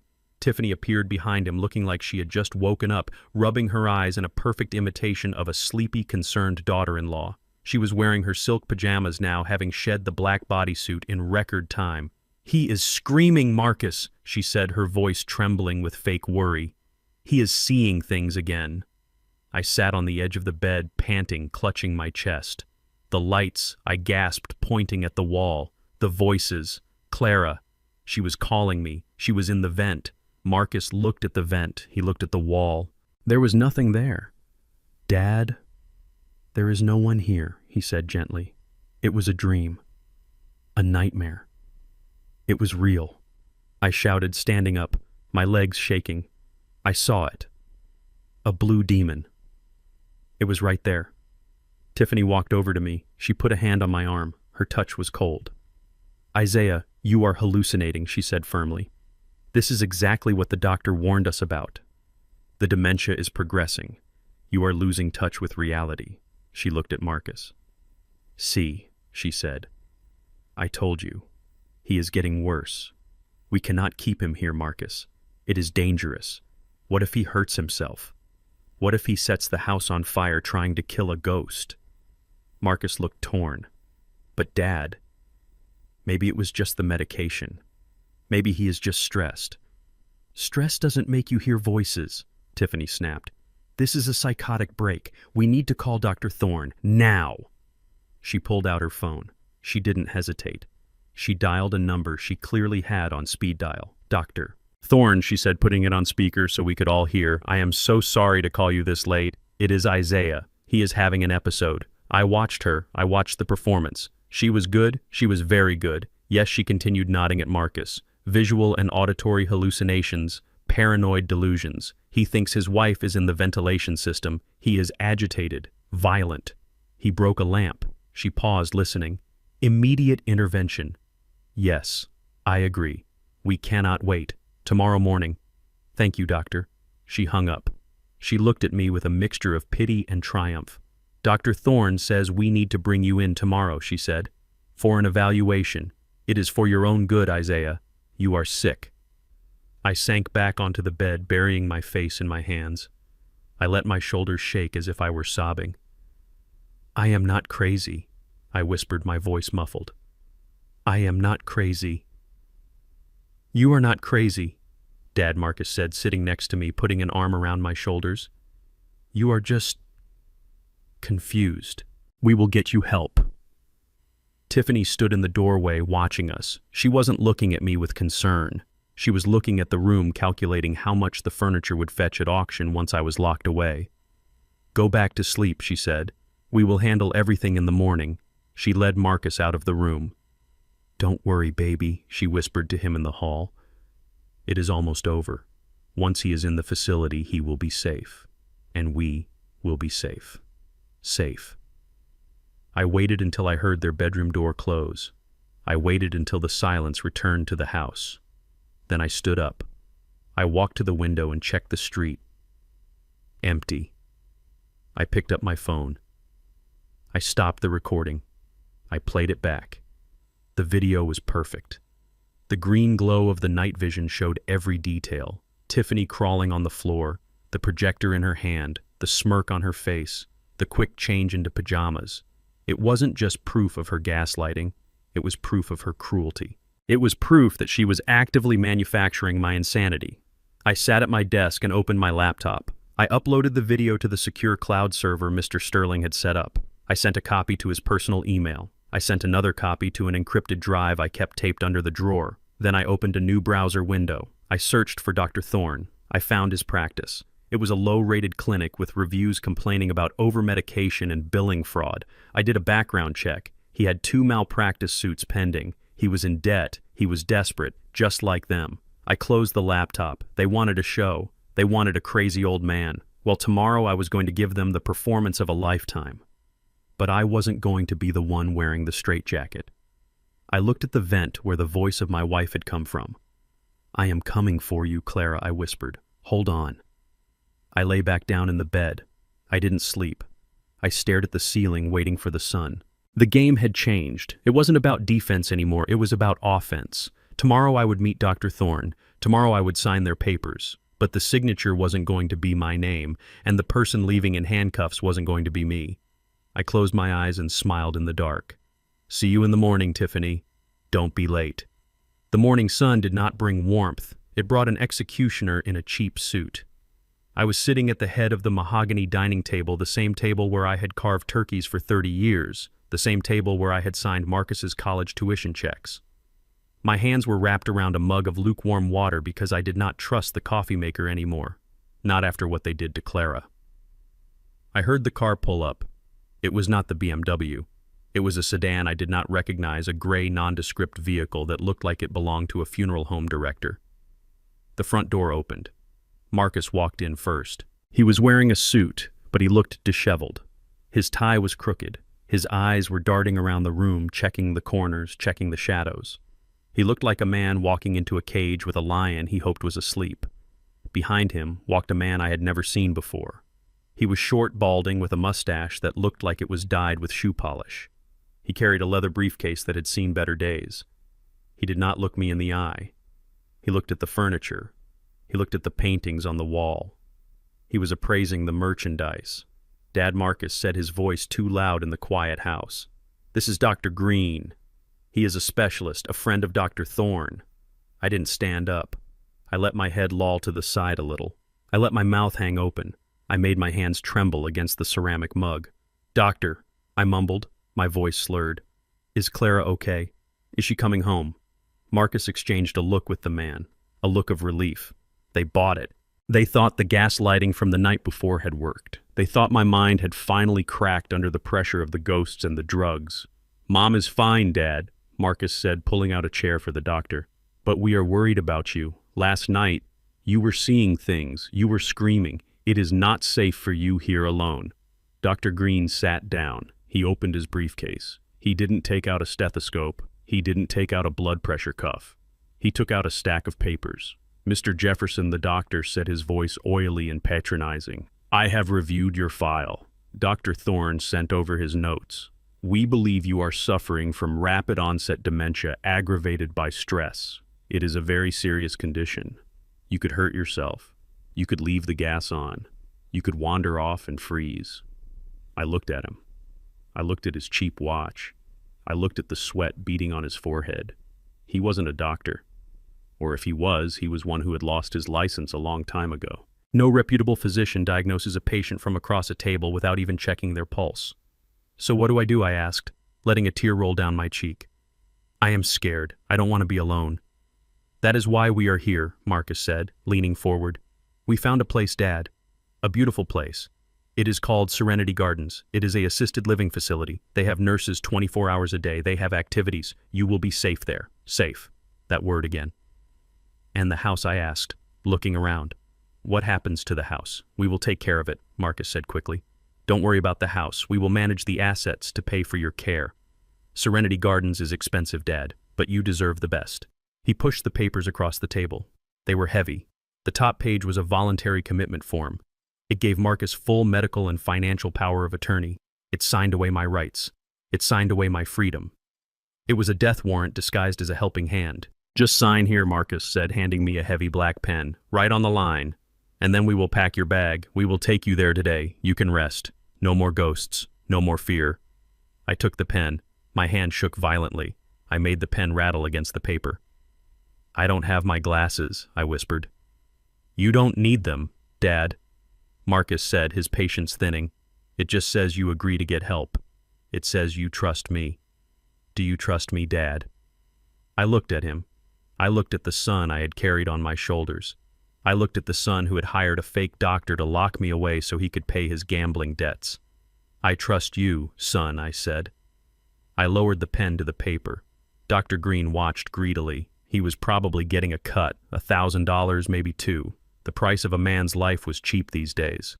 I pressed the pen to the paper. I pretended to struggle. I made the writing jagged and messy like the scrawl of a dying man. I wrote 2 words, big letters. Taking up the whole signature line, I finished. I put the pen down. I pushed the paper back to the doctor. There, I said. Dr. Green picked it up. He smiled a greasy, satisfied smile. He adjusted his glasses to verify the signature. His smile vanished. He blinked. He brought the paper closer to his face. "What is this?" he asked. Marcus leaned over. "What? What did he write?" "He didn't sign his name." Green said, his voice confused. "He wrote, 'Get out.'" Marcus grabbed the paper. He stared at it. He stared at the jagged letters that spelled out my defiance. "Get out." He looked at me. I wasn't shaking anymore. I wasn't slumping. I was sitting straight up, my shoulders squared, my eyes clear and cold as liquid nitrogen. "What is this?" Dad Marcus whispered. "What are you doing?" "I am giving you a prescription," I said, my voice steady and deep. "Since you brought a doctor, I thought I would give you my diagnosis. You are trespassing. You are sick," Marcus shouted, throwing the paper on the floor. "You are confused. You don't know what you are doing. Doctor, tell him he is incompetent." Dr. Green looked nervous. He looked at the door. This wasn't part of the deal. He was paid to sign papers for a vegetable, not to fight a lion. Mr. Jefferson Green said, standing up, "Perhaps we should come back later when you are feeling more cooperative." "No," Marcus roared. "We are doing this now." He lunged across the table. He grabbed my shirt collar. His face was twisted with rage and desperation. He needed that signature. He needed access to the accounts today. The sharks were circling him just like they were circling Dante Freeman. "Sign the paper, old man," he screamed, spitting in my face. "Sign it, or I will break your fingers until you do. I am not playing games anymore. You are going to that home if I have to drag you there unconscious." I didn't fight him. I didn't struggle. I looked past him at the doctor. "You are witnessing this," I said calmly. "Assault, battery, elder abuse."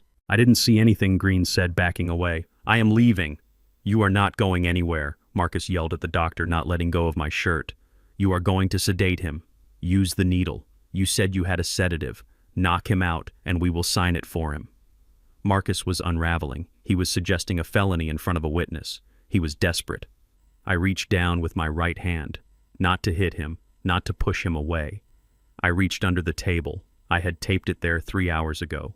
Just in case. I felt the cold wood of the stock. I felt the smooth metal of the barrel. It was my old Remington 870, the one I used to take duck hunting 40 years ago. It wasn't loaded. I hadn't bought shells for it since the 90s. But Marcus didn't know that, and Dr. Green definitely didn't know that. I pulled it out. The sound of the heavy shotgun hitting the table was like a thunderclap in the small room. Clunk. Marcus let go of my shirt. He jumped back so fast he tripped over his own chair and fell onto the floor. Dr. Green let out a high-pitched squeal and pressed his back against the wall, his briefcase held up like a shield. I didn't point the gun at them. I didn't aim. I just laid it on the table. Then I reached into my pocket and pulled out a yellow flannel rag and a small can of gun oil. I flipped the latch on the gun. Cheech, chick. The sound of a pump-action shotgun racking is a universal language. It speaks of finality. It speaks of consequences. I poured a little oil on the rag. I started to wipe the barrel slowly, methodically. "I haven't cleaned this since '95, I said, my voice conversational as if we were discussing the weather. "It takes time to maintain things, Marcus. You have to care for them. You have to respect them. If you let them rust, they become useless. Just like people." "Dad," Marcus whispered from the floor, his eyes fixed on the black metal of the barrel. "Put it away. Please. You are crazy. You are going to kill someone." "I am not crazy." "Son," I said, polishing the trigger guard. "I am just cleaning my house, and I found some trash that needs to be taken out." I looked up at Dr. Green.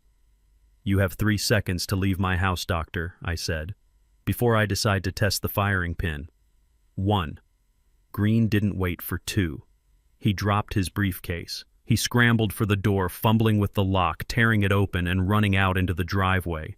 I heard his car start and peel away, tires screeching. That left Marcus. He was still on the floor. He looked at the gun. He looked at me. "You threatened a doctor," he said, his voice trembling. "You pulled a gun on your own son." "I didn't pull it on my son," I said, wiping a speck of dust from the sight. "My son died a long time ago. I pulled it on the intruder who poisoned my wife and tried to steal my life." I looked him in the eye. "Get out, Marcus." "But Dad, the money, the house." "Get out!" I roared, slamming the butt of the gun onto the table. Marcus scrambled backward, crab-walking until he could get to his feet. He looked at me one last time. He looked at the man he thought was weak, the man he thought was senile. He didn't see a victim. He saw a fortress. He turned and ran. He ran out the door, leaving it wide open. He ran to his BMW. He drove away so fast he clipped the mailbox. I sat there in the silence. The smell of gun oil filled the room. I put the rag down. I picked up the fake medical papers from the floor. Voluntary commitment. I crumpled the paper in my fist. I wasn't going anywhere. Not to a home, not to a grave. I stood up and walked to the door. I closed it and locked it. My hands weren't shaking anymore. They thought they could use the law against me. They thought they could use medicine against me. But they forgot one thing. I was an engineer. I built things, and I knew how to take them apart. I walked back to the table and picked up the shotgun. I put it back in the cabinet. It was time for the next step. Marcus was broken. He was running scared. But he still had a job. He still had a reputation. He still had a way to make money to pay his debts. If I wanted to stop him, I had to take that too. I needed to see his books. I needed to see where the money was really going. I picked up my phone and dialed my private investigator. "Get me the financial records for Marcus's company," I said. "Everything. The expense accounts, the client lists, the audits. Because if my son was willing to steal from his father, he was definitely stealing from his boss. And I was going to be the whistleblower." The shotgun went back into the cabinet, but the smell of gun oil lingered in the air like a warning. I sat in my study with the blinds drawn, looking at the file my private investigator had delivered an hour ago. It was thick, it was heavy, and every page was a testament to my failure as a father. I thought I knew my son. I thought Marcus was just weak. I thought he was easily manipulated by a greedy wife and addicted to a lifestyle he could not afford. I thought he was drowning in credit card debt and maybe a few personal loans. I was wrong. Marcus was not just drowning. He was already dead. He just didn't know it yet. I flipped the page to the forensic accounting report. The numbers were staggering. He had mortgaged his own house to the hilt. He had taken out title loans on his BMW and Tiffany's Mercedes. He had maxed out 11 credit cards. But that was just the surface. The real horror was on page 14. Marcus was the chief financial officer of a mid-sized logistics firm. He had access to the accounts. He had the codes. And for the last 8 months, he had been siphoning money.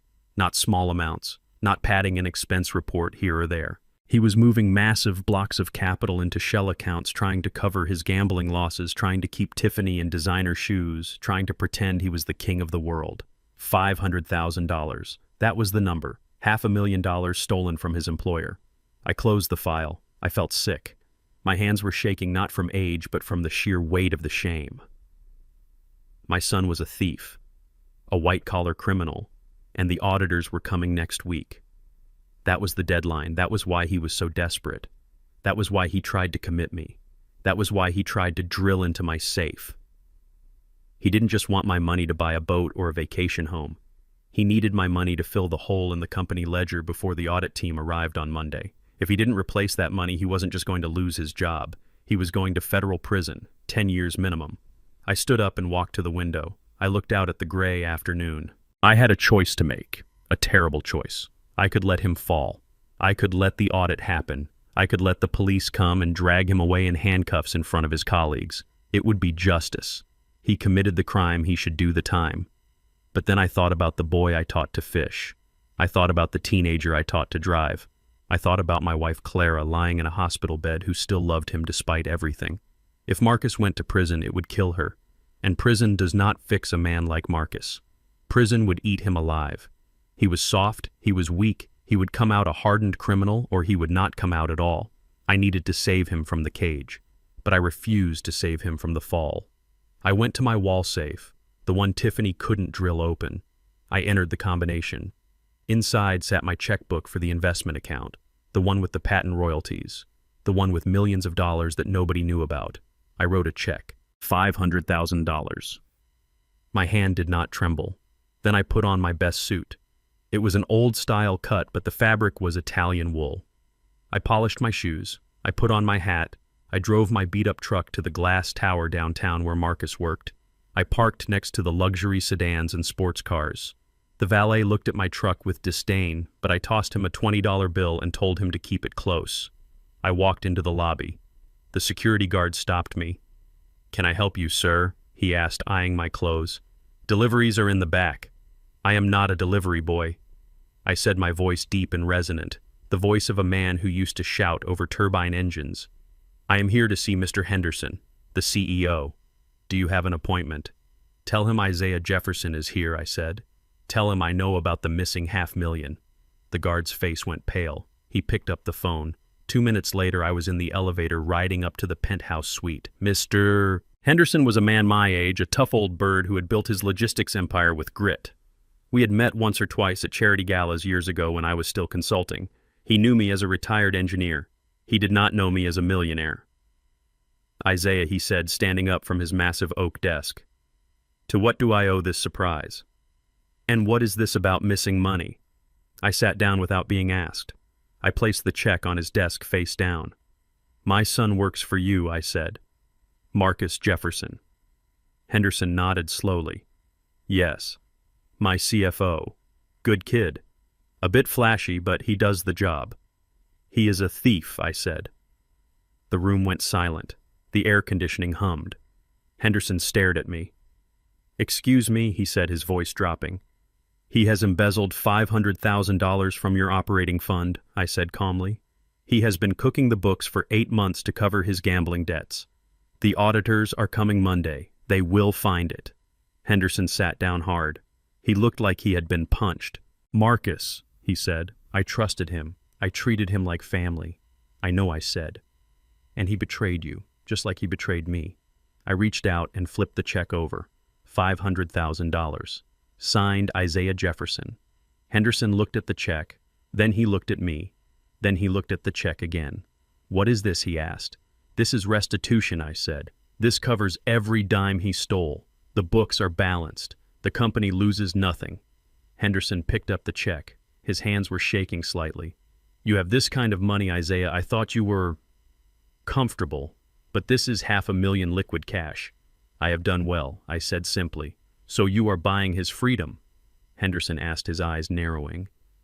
"You are paying me to sweep this under the rug, to let him keep his job, to pretend this never happened?" "No," I said. I leaned forward. My eyes locked onto his. "I am paying you to keep him out of jail. I am paying you so my wife does not have to watch her son go to prison. But I am not paying you to keep him employed." Henderson frowned. "I don't understand." "I want you to fire him," I said. "Right now. Today. I want you to call him into this office and terminate him for cause. I want you to strip him of his title, his company car, his expense account, and his dignity. I want you to tell him that he is lucky he isn't leaving in a squad car." And I added, my voice hardening, "There is one condition. Name it." Henderson said, still looking at the check. "You never tell him I paid it," I said. Henderson blinked. "What?" "You tell him the money was recovered. You tell him an anonymous angel investor covered the loss to save the company the scandal. But you do not tell him it was his father." "Why?" Henderson asked. "Why would you do that? Why not let him know you saved him?" "Because if he knows I saved him, he will never learn," I said. "He will think I am his safety net. He will think he can do it again and Daddy will write another check. He needs to think he survived by a miracle. He needs to be terrified. He needs to be broken." Henderson looked at me for a long time. He saw the pain in my eyes. He saw the resolve. He was a father too. He understood. "You are a hard man, Isaiah," he said quietly. "I have to be," I said. "I raised a soft son. And look where it got us." Henderson pressed the intercom button on his desk. "Send Marcus Jefferson in here," he said. "Immediately." I stood up. "I will go out the back," I said. "I cannot be here when he comes in." Henderson nodded. He stood up and shook my hand. His grip was firm. "You are a good father, Isaiah. Better than he deserves." I walked out the side door just as I heard Marcus's footsteps in the hallway. I heard him laughing, joking with a secretary. He sounded happy. He sounded arrogant. He thought he had another week to figure it out. He thought he was smart. I paused by the door, listening. Mr. Henderson Marcus said, his voice booming. You wanted to see me. Sit down, Marcus Henderson said. His voice was ice. We need to talk about the ledger. I didn't stay to hear the rest. I didn't need to. I knew what the sound of a man's life collapsing sounded like. I took the elevator down to the lobby. I walked past the security guard. I got into my old truck. I sat there for a moment, gripping the steering wheel. I felt lighter. The check was gone. $500,000 gone. But the secret was safe. Marcus was about to lose his job. He was about to lose his income. He was about to lose the last shred of his identity. He was going to come home tonight a broken man. He would be terrified. He would be desperate. And he would find his father waiting. Not the millionaire who just saved him, but the crazy old man he tried to commit. He would come home expecting to bully me again, expecting to force me to sign the papers because now he had no salary, now he had no choice. But he didn't know that I had already taken his queen off the board. I started the truck. The financial safety net was gone. The career was gone. Now all that was left was the house. And Tiffany. Tiffany was the next domino. She wouldn't stay with a broke husband. She wouldn't stay with a man who couldn't buy her jewelry. When Marcus walked through that door tonight with a cardboard box full of his desk belongings, Tiffany was going to turn on him. And I was going to be sitting in my armchair eating popcorn watching the show. I pulled out of the parking lot. It was time to go back to the asylum. It was time to play crazy again. Because the crazier I acted, the more they would underestimate me. And the more they underestimated me, the harder they would fall when I finally stood up. I walked up the driveway of my home, the gravel crunching under my boots, a sound that usually brought me peace, but today signaled only loss. My eyes went immediately to the garage. The door was wide open. The space where my 1967 Shelby GT 500 usually sat was empty. That car was not just a vehicle. It was the first thing I bought when my first patent was licensed back in '82. It was pristine. It was my pride. I had spent thousands of hours restoring it, polishing the chrome, tuning the engine until it purred like a lion. It was worth over $200,000 at auction. I walked into the kitchen. Tiffany was sitting at the table counting a stack of cash. Thick, dirty bundles of $20 bills. She looked up as I entered, and she didn't even have the decency to look ashamed. She looked triumphant. "Where is my car?" I asked, my voice low and dangerous. "I sold it," she said, snapping a rubber band around a stack of bills. A guy came by. "Cash offer. 15,000. We needed the liquidity, Isaiah. Groceries are expensive." 15,000. She had sold a $200,000 classic car to a chop shop or a fence for pennies on the dollar. She had stripped me of my history for a handful of cash. "You forged the title," I said. She shrugged. "I have power of attorney, remember? Or at least I have a document that says I do." The notary didn't look too closely. Marcus was standing by the sink, staring out the window. He wouldn't look at me. He knew what that car meant to me. We had worked on the transmission together when he was 12. It was supposed to be his one day, and he let her sell it for scrap. "Pack a bag," Isaiah, Tiffany said, standing up and stuffing the cash into her purse. "We found a place for you, a nice place. Since you are so confused lately, since you are seeing ghosts and signing nonsense, we decided you need professional help." She slapped a brochure onto the table. The Pines. I knew the Pines. Everyone in the state knew the Pines. It was a warehouse for the unwanted. It was where the state sent indigent seniors who had no family and no money. It had been cited 3 times in the last year for health code violations. The mortality rate was 50% within the first 6 months. It wasn't a care facility. It was a waiting room for the morgue. "I am not going there," I said. "Oh, but you are." Tiffany smiled, pulling a document from her folder. "You signed the admission papers this morning. Don't you remember? Oh, wait, that is right. You have dementia. You forget things." She held up the paper. It was my signature. Or rather, it was a tracing of my signature, probably lifted from an old birthday card. It was shaky, it was weak, but it looked real enough for a budget nursing home that got paid by the head. "The van is on its way," she said, checking her watch. "They specialize in difficult patients. If you fight, they will sedate you. If you run, they will restrain you. It is better if you just go quietly." I looked at Marcus. "Son," I said, "are you going to let her do this? Are you going to let her put me in a place where people go to die?" Marcus turned around. His eyes were hollow. He had just lost his job. He had just been fired for embezzlement, even though I had secretly paid it back. He felt worthless. and a worthless man has no spine. I can't take care of you, Dad, he whispered. I can't handle the stress. Tiffany says it is for the best. Tiffany says. Tiffany says. I looked at her. She was glowing. She had won. She had broken the old man. She had the house. She had the car money. And soon she would have the rest. Okay, I said. Tiffany blinked. What? I said, okay. If you think I am sick, if you think I need help, I will go. I saw the suspicion in her eyes. She expected a fight. She expected the shotgun again. But I didn't fight. I walked past her. I went to my room. I packed a small bag. I put in my toothbrush, my pajamas, and my Bible. But inside the hollowed-out cover of the Bible, I put my encrypted smartphone in a small black notebook containing the contact numbers for the state medical board and the governor's office. The van arrived 10 minutes later. It was a rusted white Ford with the logo peeling off the side. 2 large men in stained scrubs got out. They smelled of stale cigarettes and indifference. Mr. Jefferson, one of them, grunted. Time to go. They grabbed my arms roughly even though I wasn't resisting. They wanted to show dominance. They dragged me down the steps of the house I built. I looked back. Tiffany was standing in the doorway waving. She looked like a queen waving from a balcony. Marcus was gone. He couldn't watch. They threw me in the back of the van. There were 2 other old men in there strapped to seats staring blankly at the floor. They looked medicated. They looked empty. The drive took an hour. We went to the bad side of town past the abandoned factories and the boarded-up row houses. The Pines was a gray concrete block surrounded by a chain-link fence topped with razor wire. It looked more like a prison than a home. They marched me inside. The smell hit me first. Urine bleach and boiled cabbage. The floors were sticky. The lights flickered with a nauseating buzz. Nurses sat behind a glass partition, ignoring the call buttons buzzing from the rooms. "This is it, Pops," the orderly said, shoving me toward the intake desk. "Welcome to paradise." A woman sat behind the desk. She was wearing a severe gray suit. Her hair was pulled back in a tight bun. She was typing on a computer without looking up. "Name," she barked.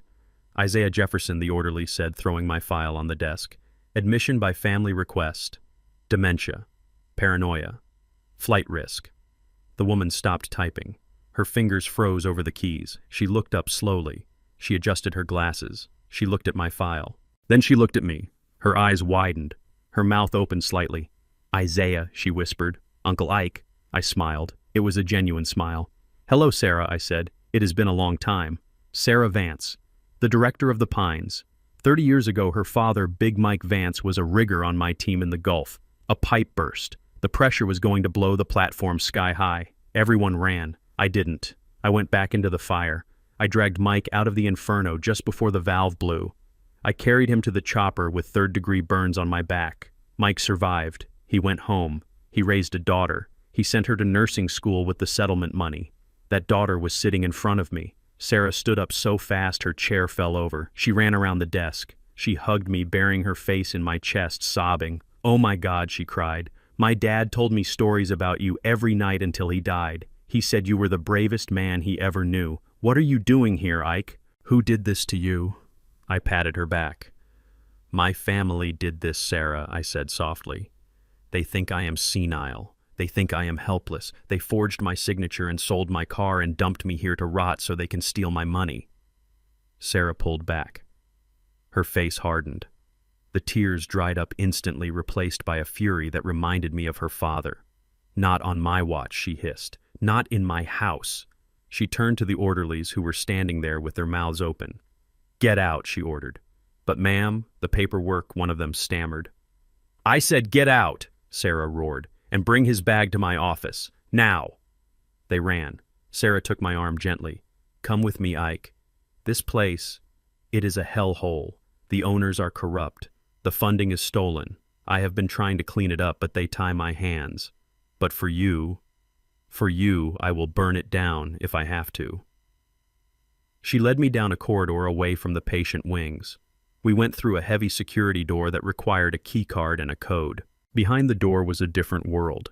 It was the administrative wing, clean carpet, quiet air conditioning, fresh coffee. She opened the door to her office. It was large with a leather sofa and a private bathroom. You stay here, she said. No one comes in here but me. I will bring you food. I will bring you whatever you need. I sat down on the sofa. I felt the tension of the last few hours drain away. I don't need food, Sarah, I said. I need a command center. She looked at me confused. They think I am locked in a room sedated and staring at a wall. I explained. I want them to keep thinking that. I want them to feel safe, but I need to see what they are doing. I pulled my smartphone out of the Bible. I need Wi-Fi, I said, and I need a laptop. High speed, Sarah smiled. It was her father's smile. I can do that, she said. What are you going to do, Ike? I am going to teach them a lesson, I said. 10 minutes later, I was set up. I had 3 monitors on her desk.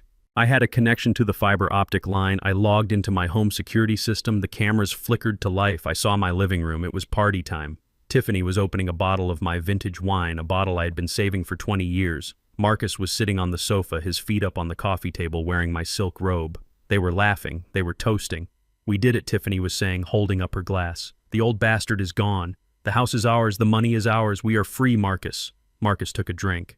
I feel kind of bad, he said, but his voice lacked conviction. Do you think he is okay? Who cares? Tiffany laughed. He is in the pines. He will be dead in 6 months. And even if he isn't, he won't remember his own name by then. They drugged them to the gills in there. He is a vegetable now, baby. A rich vegetable. I watched them. I watched them celebrate my demise. I watched them plan how to spend the money they hadn't even stolen yet. I looked at Sarah. She was watching the screen over my shoulder, her face pale with disgust. That is your son, she asked. That is the man who shares my blood, I said. But he is not my son anymore. I typed a command into the laptop. I accessed the smart home interface. They think they are alone, I said. They think they are kings of the castle. I hovered my finger over the enter key. Let us see how they like a little rain on their parade. I initiated the protocol I had programmed weeks ago just for this moment. It was a simple script. It overrode the fire suppression system. It bypassed the smoke detectors. It went straight to the sprinkler valves, but I hadn't hooked the sprinklers up to the main water line. Years ago, when I built the irrigation system for the garden, I had installed a secondary tank in the attic. It was meant for liquid fertilizer, a potent organic mix that smelled like sulfur and death. I never used it because Clara said it smelled too bad, but the tank was still full, and the pipes were still connected. I pressed enter. On the screen, the sprinkler heads in the living room popped open. It didn't rain water. It rained black sludge. Tiffany screamed. It was a sound of pure horror. The black liquid sprayed over her white dress, over the expensive rug over Marcus's face. It soaked the furniture. It coated the walls. They slipped and fell trying to run. They were covered in filth. The smell must have been unimaginable. What is this? Tiffany shrieked, wiping slime from her eyes. What is happening? It is sewage, Marcus yelled, gagging. The pipes burst. It is everywhere. They scrambled toward the door, slipping, sliding, crashing into tables. They looked like rats drowning in oil. I sat back in the leather chair in the director's office of the worst nursing home in the state, and I laughed. Sarah looked at me shocked, and then she started laughing too. You are terrible, Ike, she said. I am just getting started, I replied. They wanted the house. Well, now they had it, and it smelled exactly like their souls. I turned back to the screen. They were outside now, shivering in the yard covered in muck. But the real storm wasn't the fertilizer. I opened a new window on the laptop. I pulled up the file my private investigator had sent me an hour ago. The file I hadn't had time to read until now. It was a dossier on Tiffany. Her name wasn't Tiffany, it was Becky. And she had a history, a long, bloody history. I read the first page. Subject Becky Miller, a.k.a. Tiffany Jefferson. Prior spouses 2. Status of spouses deceased. Cause of death. Accidental falls. Insurance payouts. $5 million combined. My blood ran cold.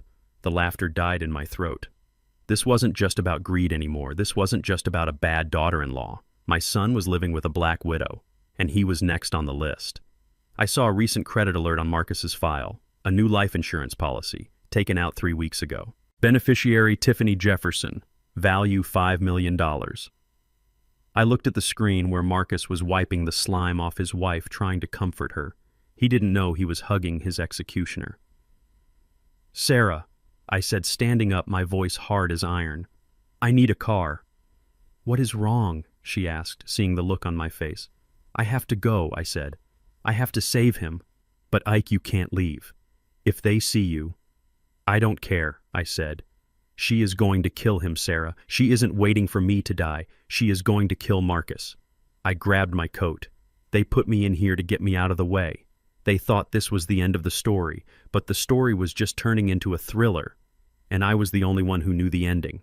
I ran out of the office, down the hall, past the nurses, past the guards. I was 74 years old.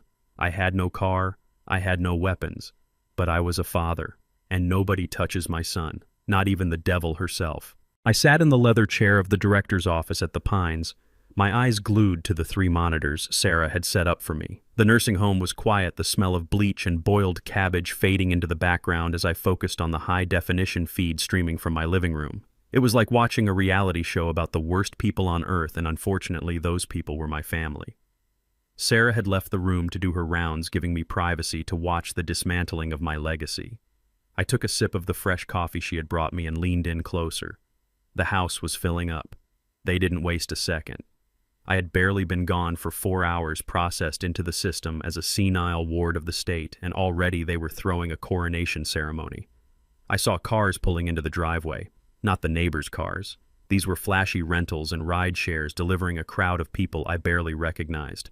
There were some of Marcus's old drinking buddies, men who had never worked a hard day in their lives. There were Tiffany's friends, women who looked like they were made of plastic and silicone, wearing dresses that cost more than my first truck. They walked into my home like they owned it. They didn't wipe their feet. They tracked mud onto the Persian rug Clara loved so much. They picked up my ornaments, turning them over to check for brand names. And there in the center of it all were the king and queen of the ashes. Marcus was wearing one of my vintage silk smoking jackets. It was 3 sizes too big for him, hanging off his narrow shoulders like a costume. He held a crystal glass in one hand and a cigar in the other. He didn't even smoke. He just held it to look important, ash falling onto the floor. Tiffany was wearing a dress she must have bought with the money from my sold car. It was gold shimmering under the lights. She looked radiant. She looked like a woman who had just won the lottery. I pulled out my phone. I needed to check in with my general. I dialed a secure number. "Hello," a voice answered on the first ring. It was strong, clear, and sharp. "Clara," I said. "Are you watching?" "I am watching Isaiah," she replied. Her voice trembled with a mix of anger and sadness. "They are using the good coasters as frisbees." Clara was not in the hospital. That was part of the illusion. She had been discharged 2 days ago, fully recovered from the dehydration, but we had moved her to a private suite in a hotel downtown under an assumed name. We needed them to think she was still weak, still out of the picture. In reality, she was sitting in front of her own laptop watching the same feed I was acting as my second pair of eyes. "They are about to open the wine," she said. I looked at the main monitor. Marcus was walking toward the wine cellar. My heart tightened. In that cellar on the top shelf, there was a bottle of Chateau Margaux, 1982. I had bought it 30 years ago for $500, which was a fortune back then. I had saved it for our 50th wedding anniversary. It was a symbol of our endurance, of our love. It was sacred. I watched Marcus grab the bottle by the neck like it was a cheap beer. He brought it out to the living room. He didn't use a proper corkscrew. He used a battery-operated opener he found in a drawer. He popped the cork. "Ladies and gentlemen," Marcus shouted, his voice slurring slightly. He climbed onto the coffee table in his socks. "Attention, please." The music died down. The chatter stopped. The vultures turned their eyes to the man with the stolen wine. "I want to propose a toast," Marcus said, raising the bottle high. "To the new era." The crowd cheered. "To the end of the old guard," he continued. "To the end of penny pinching and saving for a rainy day. To the end of hiding our light under a bushel. My father, bless his confused heart.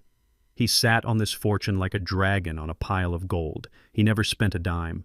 He drove a rusted truck. He wore clothes from Walmart. He laughed and the crowd laughed with him. He didn't know how to live," Marcus shouted. "But we do. We know that money is meant to be enjoyed. We know that life is for the living. So drink up, my friends. Because the Freeman tap is officially open."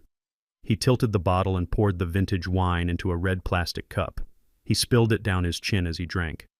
I felt a tear roll down my cheek, not of sadness, but of finality. That wine was meant to toast 50 years of loyalty. Instead, it was toasting a betrayal. I looked at the screen. Tiffany was clapping her hands, laughing delighted by her husband's performance. "Clara," I said into the phone, "are you ready?" "I am ready, Isaiah," she said. "Do it. Wash them out." I hung up the phone. I turned to the laptop. I opened the smart home control panel. It was a system I had designed myself, customized to control every aspect of the house, from the thermostat to the security locks and the irrigation. I had told them the truth once when I said I built the house. I knew its bones. I knew its veins. When I installed the fire suppression system, I had added a secondary tank in the attic. It was originally meant for a chemical fire retardant in case the garage workshop caught fire. But 6 months ago, when I started suspecting their greed, I had filled it with something else. I had filled it with a mixture of liquid fertilizer, fermented fish emulsion, and blue industrial dye. It was a sludge that smelled like a rotting swamp and stained everything it touched a deep, permanent indigo. I called it the Blue Wave. I looked at Marcus on the screen. He was passing the bottle around. He was feeling invincible. He thought he had won. He thought his father was locked away in a room smelling of urine, unable to stop him. He didn't know I was the one with the finger on the button. I typed in the command code. Execute protocol cleanse. I hit enter. On the screen, the result was instantaneous. The sprinkler heads recessed into the ceiling of the living room, dining room, and kitchen popped down with a mechanical hiss. For a second, nobody noticed. Then the pressure kicked in. It didn't spray a fine mist. It sprayed a deluge. Thick, dark blue liquid erupted from the ceiling like a geyser. It hit the spinning fans, which flung it across the room in wide, violent arcs. The screaming started immediately. It wasn't just water. It was cold, stinking slime. It hit Marcus in the face mid-laugh. He choked, dropping the wine bottle. It shattered on the floor, mixing the precious red vintage with the blue sludge. It hit Tiffany. Her gold dress turned a muddy purple instantly. Her hair plastered to her skull. She opened her mouth to scream and got a mouthful of fish emulsion. She gagged, retching violently.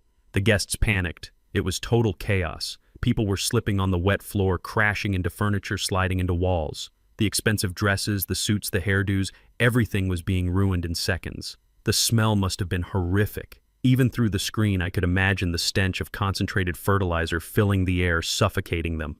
My phone buzzed. It was Clara. She was laughing. My dignified wife, who never raised her voice, was laughing so hard she was crying. "Oh, Isaiah," she gasped. "You got him! You got him right in the face!" I watched the screen.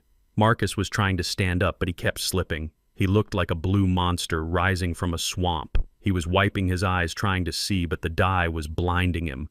"What is this?" he was screaming. "What is happening?" Tiffany was crawling toward the door, dragging her ruined dress. "My Prada bag," she wailed.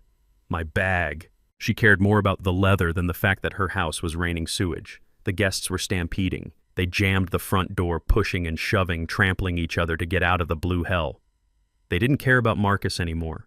They didn't care about the new era. They just wanted to get away from the stench. Within 2 minutes, the house was empty, except for my son and his wife. The sprinklers shut off. The silence returned, but it was wet and dripping. The living room was destroyed. The white carpets were blue. The beige sofas were blue. The walls were streaked with blue. Marcus stood in the center of the ruin, dripping. He looked around. He looked at the ceiling. "Dad," he whispered. He knew. In that moment, he knew. This wasn't a malfunction. This wasn't an accident. This was a message from the gods, or from an engineer who knew how to plumb a house. He looked at the camera in the corner of the room, the little red light blinking. He stared right at me. "You are watching, aren't you?" he screamed at the camera, his face twisted with blue rage. "You did this. You crazy old freak. I know you did this." I leaned into the microphone on my laptop.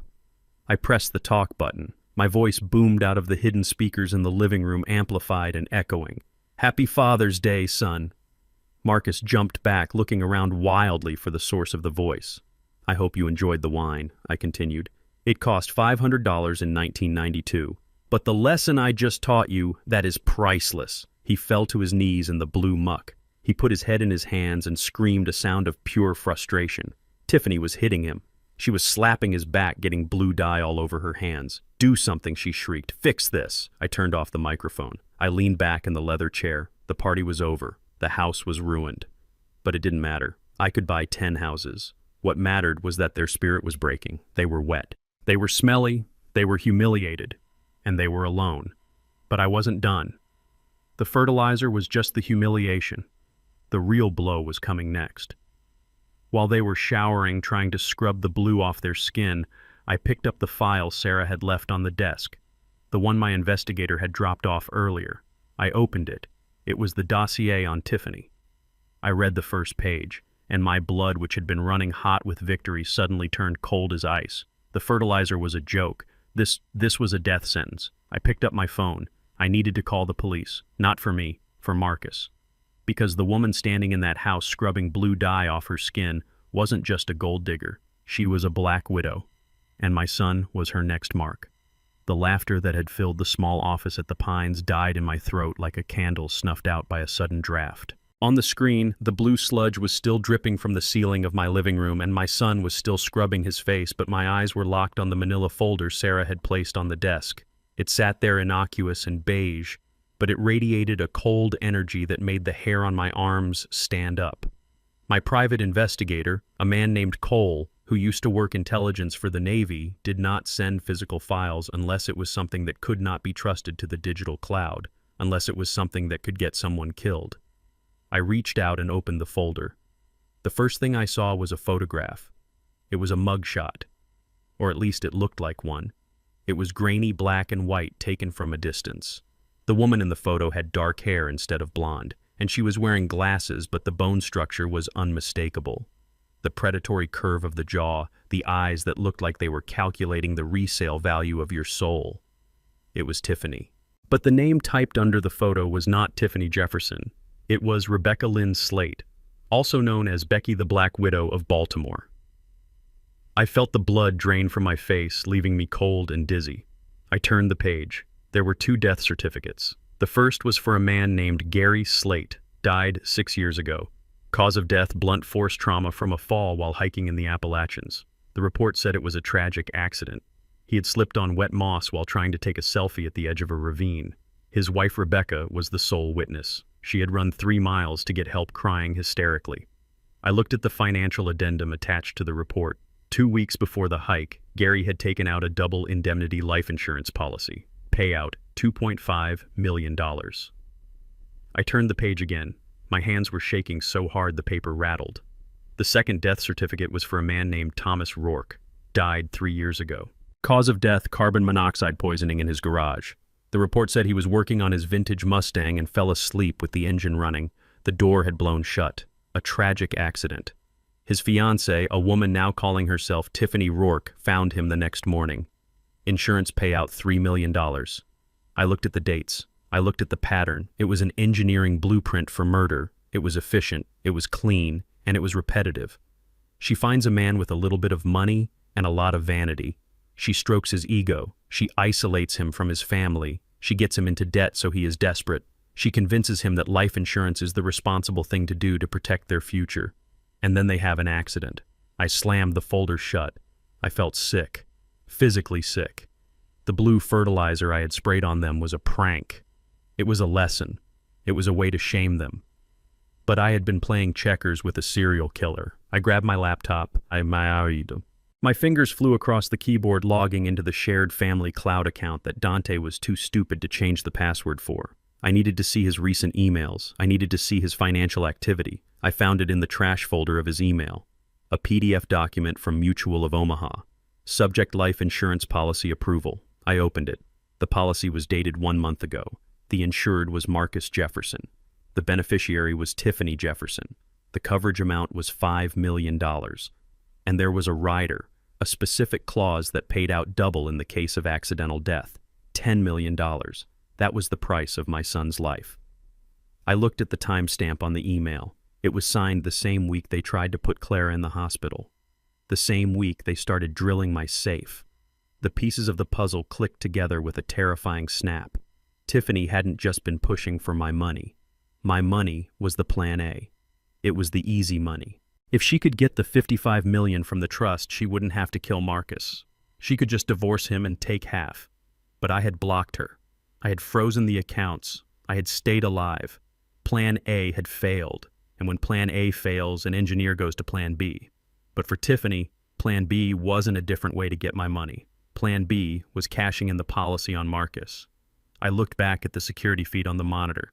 Marcus and Tiffany were still in the living room. They had stopped fighting. They were sitting on the blue-stained floor, exhausted and defeated. But then I saw something that made my heart stop. Tiffany was standing up. She was wiping the blue dye from her face. She wasn't crying anymore. She wasn't screaming. She was calm. It was a deadly, unnatural calm. She walked over to Marcus. She put her hand on his shoulder. She leaned down and whispered something in his ear. I turned up the volume on my laptop, straining to hear through the microphones. Get away, she was saying. We need to clear our heads, baby. We need to leave this mess behind, just for a weekend. Let us go to the cabin. The cabin. We didn't have a cabin. But I knew Thomas Rourke had died in a garage and Gary Slate had died on a mountain, where I asked the screen, "Where are you taking him?" "Let us go up to Eagle Rock," Marcus said, his voice thick with misery. The rental place. We can just disappear for a few days. Maybe figure out how to fix this. Eagle Rock. I knew Eagle Rock. It was a scenic overlook about 2 hours north. It was famous for two things: its breathtaking views of the valley floor 2,000 feet below, and the treacherous winding roads that led up to it. Roads with no guardrails, roads where a car could easily slip off the edge if the brakes failed or if the driver was distracted. "That sounds perfect, baby," Tiffany said. Her voice was soothing, hypnotic. "Let us go now, tonight.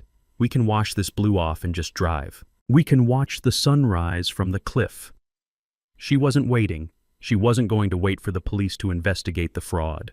She wasn't going to wait for Vinny to come back. She was cutting her losses. She was going to kill him tonight. She was going to drive him up to Eagle Rock. Maybe she would drug him. Maybe she would cut the brake lines. Maybe she would just push him off the edge like she did with Gary, and then she would play the grieving widow. She would cry to the police about how distraught he was, about how the financial pressure was too much. She would call it a suicide or a tragic accident caused by stress, and she would collect $10 million. I stood up. The chair fell over behind me. Sarah ran into the room, alarmed by the noise. "Ike, what is wrong? You look like you have seen a ghost." "I have, Sarah," I said, grabbing my coat. "I have seen a ghost of my son's future." I threw the file at her. "Read it. Call the police. Tell them everything. Tell them Becky Slate is in my house. Tell them she has a $5 million motive to kill my son." "Where are you going?" Sarah asked, grabbing my arm. "I have to stop them," I said. "You can't," Sarah cried. "You are 74 years old, Ike. You don't have a car. You don't have a weapon. She is a killer." I pulled my arm free. I looked at her. "He is my son, Sarah. He is a thief. He is a coward. He is a fool. But he is my son. And I will not let that woman throw him off a cliff." I ran out of the office. I didn't wait for the elevator. I took the stairs, taking them two at a time, my knees screaming in protest, but my adrenaline masking the pain. I burst out of the front doors of the Pines into the cool night air. The parking lot was quiet. I needed a car. I saw a delivery truck idling by the loading dock. The driver was in the back unloading trays of food. The cab was empty. I didn't think. I didn't hesitate. I had never stolen a car in my life. I was a law-abiding citizen. I was a church deacon. But tonight, I was a father. I climbed into the cab of the truck. It smelled of stale bread and cigarettes. The keys were in the ignition. I turned the key. The engine roared to life. I put it in gear and peeled out of the parking lot, tires squealing. I knew the route to Eagle Rock. I had driven it 100 times when Marcus was a boy, taking him camping, taking him fishing. I knew every curve. I knew every drop. I checked the time on the dashboard clock. It was 8:30 p.m. They were leaving now. They had a head start, but they would be driving slow. Marcus was shaken. He was probably drunk. I pushed the gas pedal to the floor. The delivery truck rattled and shook as it hit 70 miles per hour on the highway. I wasn't driving a truck. I was driving a missile. I reached for my phone. I tried to call Marcus. Voicemail. I tried again. Voicemail. She had turned his phone off, or she had thrown it out the window. She was isolating him. She was cutting the lines. I dialed 911. "Emergency, what is your location?" the dispatcher asked. "My name is Isaiah Jefferson," I shouted over the roar of the engine. "My son is being kidnapped by his wife. She is going to kill him. They are heading north on Highway 9 toward Eagle Rock. Her name is Becky Slate. She is a serial killer. Sir, please calm down, the dispatcher said. Did you say kidnapping? Just send the police, I yelled. Send them to Eagle Rock. If you don't get there in an hour, there is going to be a body at the bottom of the canyon. I threw the phone onto the passenger seat. I gripped the steering wheel until my knuckles turned white. I saw the exit for Highway 9 coming up. I swerved across 3 lanes, cutting off a sedan that honked angrily. I didn't care. I pressed the pedal harder. Hold on, Marcus, I whispered to the dark road ahead. Daddy is coming. I thought about all the times I had saved him. From the bully in 3rd grade. From the failed math test in high school. From the car wreck when he was 20. I had always saved him. I had always been the net. But this time there was no net. There was just a cliff edge and a woman with ice in her veins. I saw taillights in the distance. A pair of red eyes staring back at me. It was a BMW. I recognized the shape. It was them. I was gaining. But the road was starting to climb. The curves were getting tighter. The guardrails were disappearing. We were entering the kill zone, and I knew that Tiffany wouldn't hesitate. If she saw me coming, if she realized the game was up, she might just do it right there. She might just jerk the wheel and send them both into the dark, figuring she could survive the crash if she was buckled in, and he wasn't. I had to be smart. I had to be precise. I wasn't just an engineer anymore. I was a weapon, and I was about to crash into my son's life in the most literal way possible. The steering wheel was shaking so violently in my hands I thought my wrists would snap from the vibration. This delivery truck was built for hauling crates of frozen meat across city streets, not for chasing a German sports car up a mountain pass at 80 miles an hour in the dead of winter. The engine was screaming a high-pitched whine that sounded like it was begging for mercy, but I did not give it any. I planted my boot on the accelerator and held it there, watching the needle climb past the red line. The road to Eagle Rock was a ribbon of black ice and asphalt that wound around the mountain like a constrictor snake, squeezing the life out of anything that dared to traverse it. I knew this road better than the lines on my own face. I had helped survey the grade back in the 80s when they widened the pass. I knew that the asphalt was thinnest near the summit.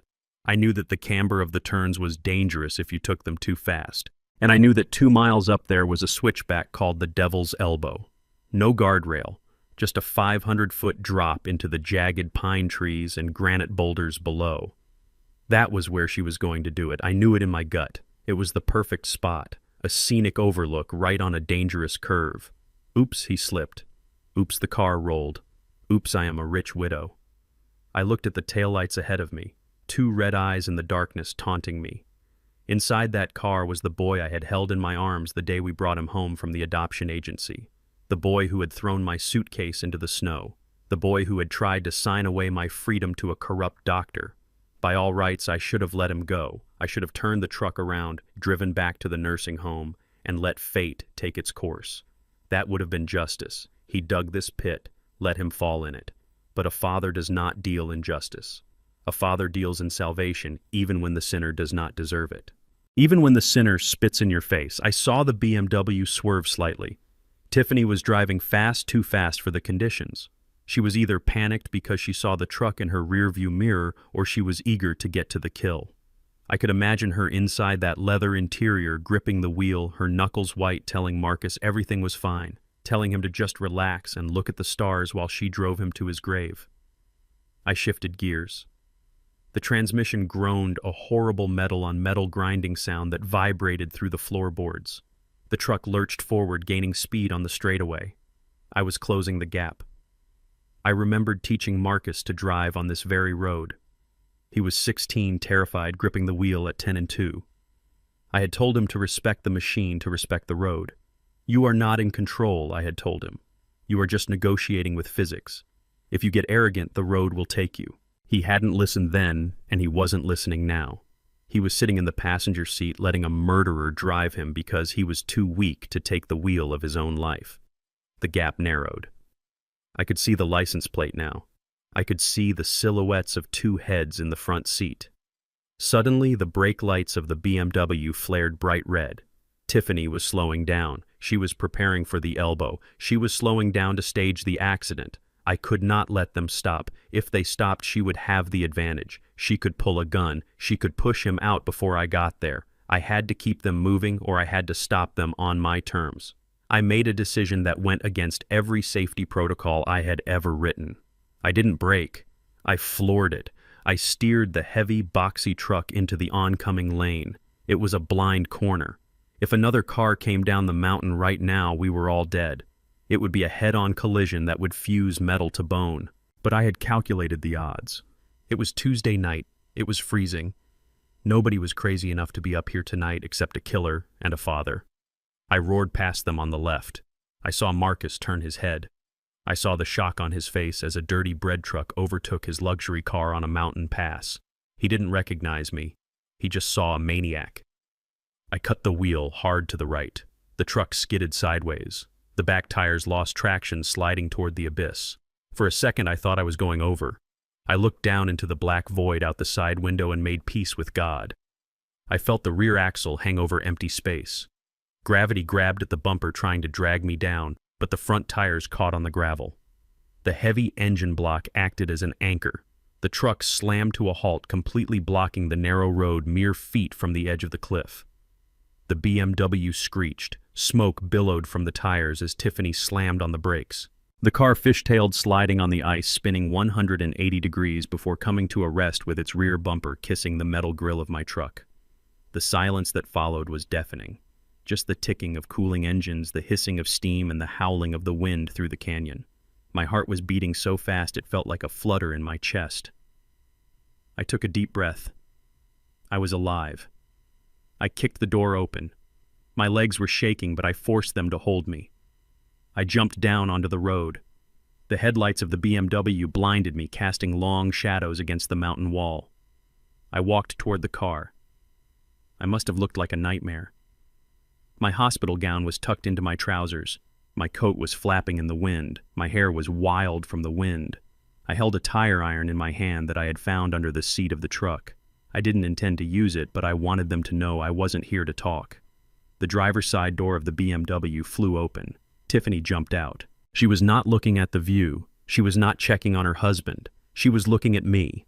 Her face was twisted in a rictus of pure fury. She recognized me instantly. The old man she thought was drugged and locked away in a cell was standing between her and her $10 million payout. "Get out of the way," she screamed, her voice echoing off the canyon walls. "Move this truck right now, you crazy old lunatic." "How did you get out?" She marched toward me. She wasn't afraid. She was furious. She had been so close. She had the money in her sights, and now a ghost had risen up to block her path. She didn't care that Marcus was watching. The mask was gone. This old man escaped from the asylum, she yelled back at the car, pointing at me. "Marcus, call the police. He is dangerous. He stole a truck. He almost killed us." I didn't look at her. I looked past her at the passenger door. Marcus stepped out. He looked pale. He looked shaken. He was holding his chest where the seatbelt had dug in. "Dad," he whispered. He looked at me. Then he looked at the truck. Then he looked at the cliff edge just a few feet away. He looked at the skid marks that showed just how close they had come to going over. "What are you doing here?" Marcus asked, his voice trembling. "You are supposed to be in the pines. You are supposed to be sick." "I am not sick, son," I said, my voice steady and strong, cutting through the wind. "And I am not crazy. But you are about to be dead if you get back in that car." "What are you talking about?" Tiffany shrieked, stomping toward me. "Don't listen to him, Marcus. He is having an episode. He is paranoid. Look at him. He has a weapon. He is going to hurt us." She reached into her purse. I tensed. I gripped the tire iron. Was she going for a gun?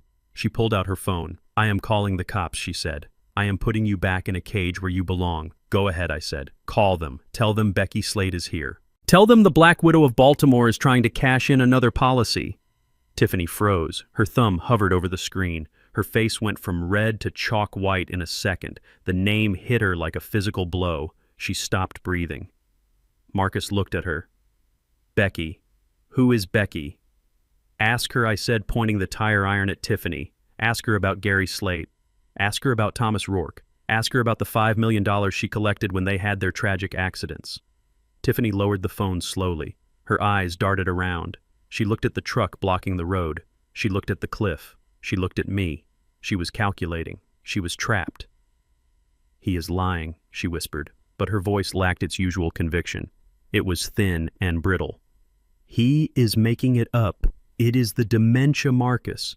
He is confusing reality with TV shows. Is he?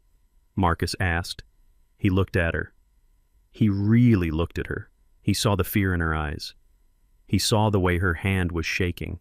Why did you buy a life insurance policy on me? Jess Marcus asked. Tiffany blinked. What? The email, Marcus said, taking a step away from her. I saw the confirmation in the trash folder. I thought it was spam or a mistake. $5 million, double indemnity for accidental death. Why did you buy that policy last month?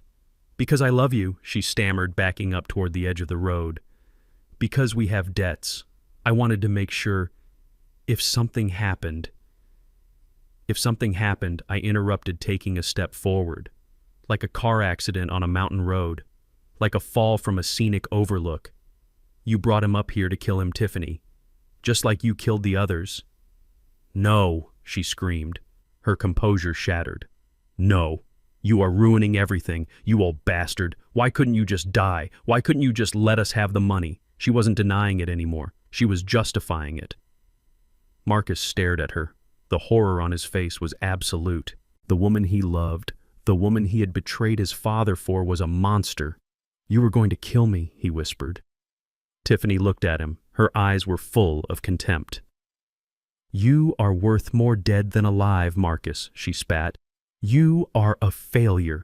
You are a broke loser with a mountain of debt. At least dead, you could have been useful. You could have made me rich. She reached into her purse again. This time, she didn't pull out a phone. She pulled out a knife, a long, serrated hunting knife, the kind you use to gut a fish. The wind howled around us. The standoff had shifted. It wasn't about money anymore. It wasn't about lies. It was about survival. She lunged, not at me, at Marcus. The wind whipped through the canyon, howling like a dying animal as I marched toward the passenger side of the BMW. Marcus was still sitting there, paralyzed by the shock of seeing his father driving a delivery truck and the terrifying accusation I had just leveled against his wife. He looked like a deer caught in the headlights of an oncoming train, unable to move, unable to breathe, unable to comprehend the reality that was crashing down around him. I yanked the passenger door open. The interior light flickered on, illuminating his pale, sweating face. He was trembling so hard the seatbelt buckle rattled against the console. He looked up at me with eyes full of confusion and a desperate, childlike need for this to be a nightmare he could wake up from. Dad, he stammered, his voice barely audible over the wind. Dad, you are scaring me. Put the tire iron down. Let us just go home. Jessica, Tiffany, she is upset. We just need to go home. He was still doing it. Even now, with the truck blocking the road and the abyss waiting a few feet away, he was still trying to protect the illusion. He was still trying to crawl back into the warm, comfortable lie she had built for him. I didn't say a word. I reached in and grabbed him by the lapels of his coat. I hauled him out of the car. He stumbled, his legs weak, almost falling onto the icy asphalt. I dragged him away from the car, away from her, until we were standing in the beam of the truck's headlights. He tried to pull away. Dad, stop. What are you doing? She loves me. She wouldn't hurt me. You are confused. The doctor said you were confused. He was babbling, reciting the script she had fed him. He was drowning in denial. I looked at my son. I saw the weakness I had allowed to fester. I saw the softness that made him the perfect victim for a predator like her. Words weren't going to reach him. Reason wasn't going to break through the fog. He needed a shock. He needed to feel pain to know he was still alive. I dropped the tire iron. I grabbed his shoulder with my left hand to steady him, and then I slapped him. It wasn't a tap. It wasn't a warning.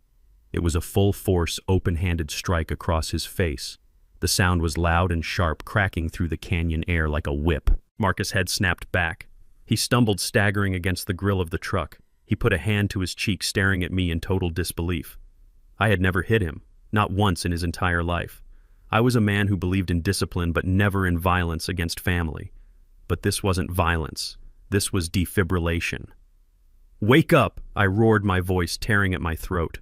Wake up, Marcus. Look at where you are. Look at who you are with. He stared at me, tears welling in his eyes. Dad, you hit me. I hit you because you are sleepwalking off a cliff, I shouted. I reached into my coat pocket. I pulled out the manila envelope I had taken from Sarah's office. It was crumpled now, stained with grease from the truck, but the contents were still lethal. I threw it at him. The papers scattered in the wind, some blowing toward the edge of the cliff, but the heavy cardstock photographs fell right at his feet. "Pick them up," I ordered. Marcus looked down. He hesitated. He rubbed his stinging cheek. Then slowly, painfully, he bent down. He picked up the first photograph. It was the mugshot, the black and white image of the woman he slept next to every night. She looked younger in the photo, harder, but it was unmistakably her. He frowned, squinting in the harsh light of the headlamps. This looks like Jessica," he whispered. "Read the name," I said. He turned the photo over. "Rebecca Lynn Slate," he read.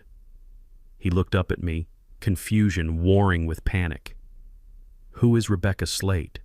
"She is the woman sitting in that car," I said, pointing at the BMW where Tiffany was still sitting, watching us like a cobra in a basket.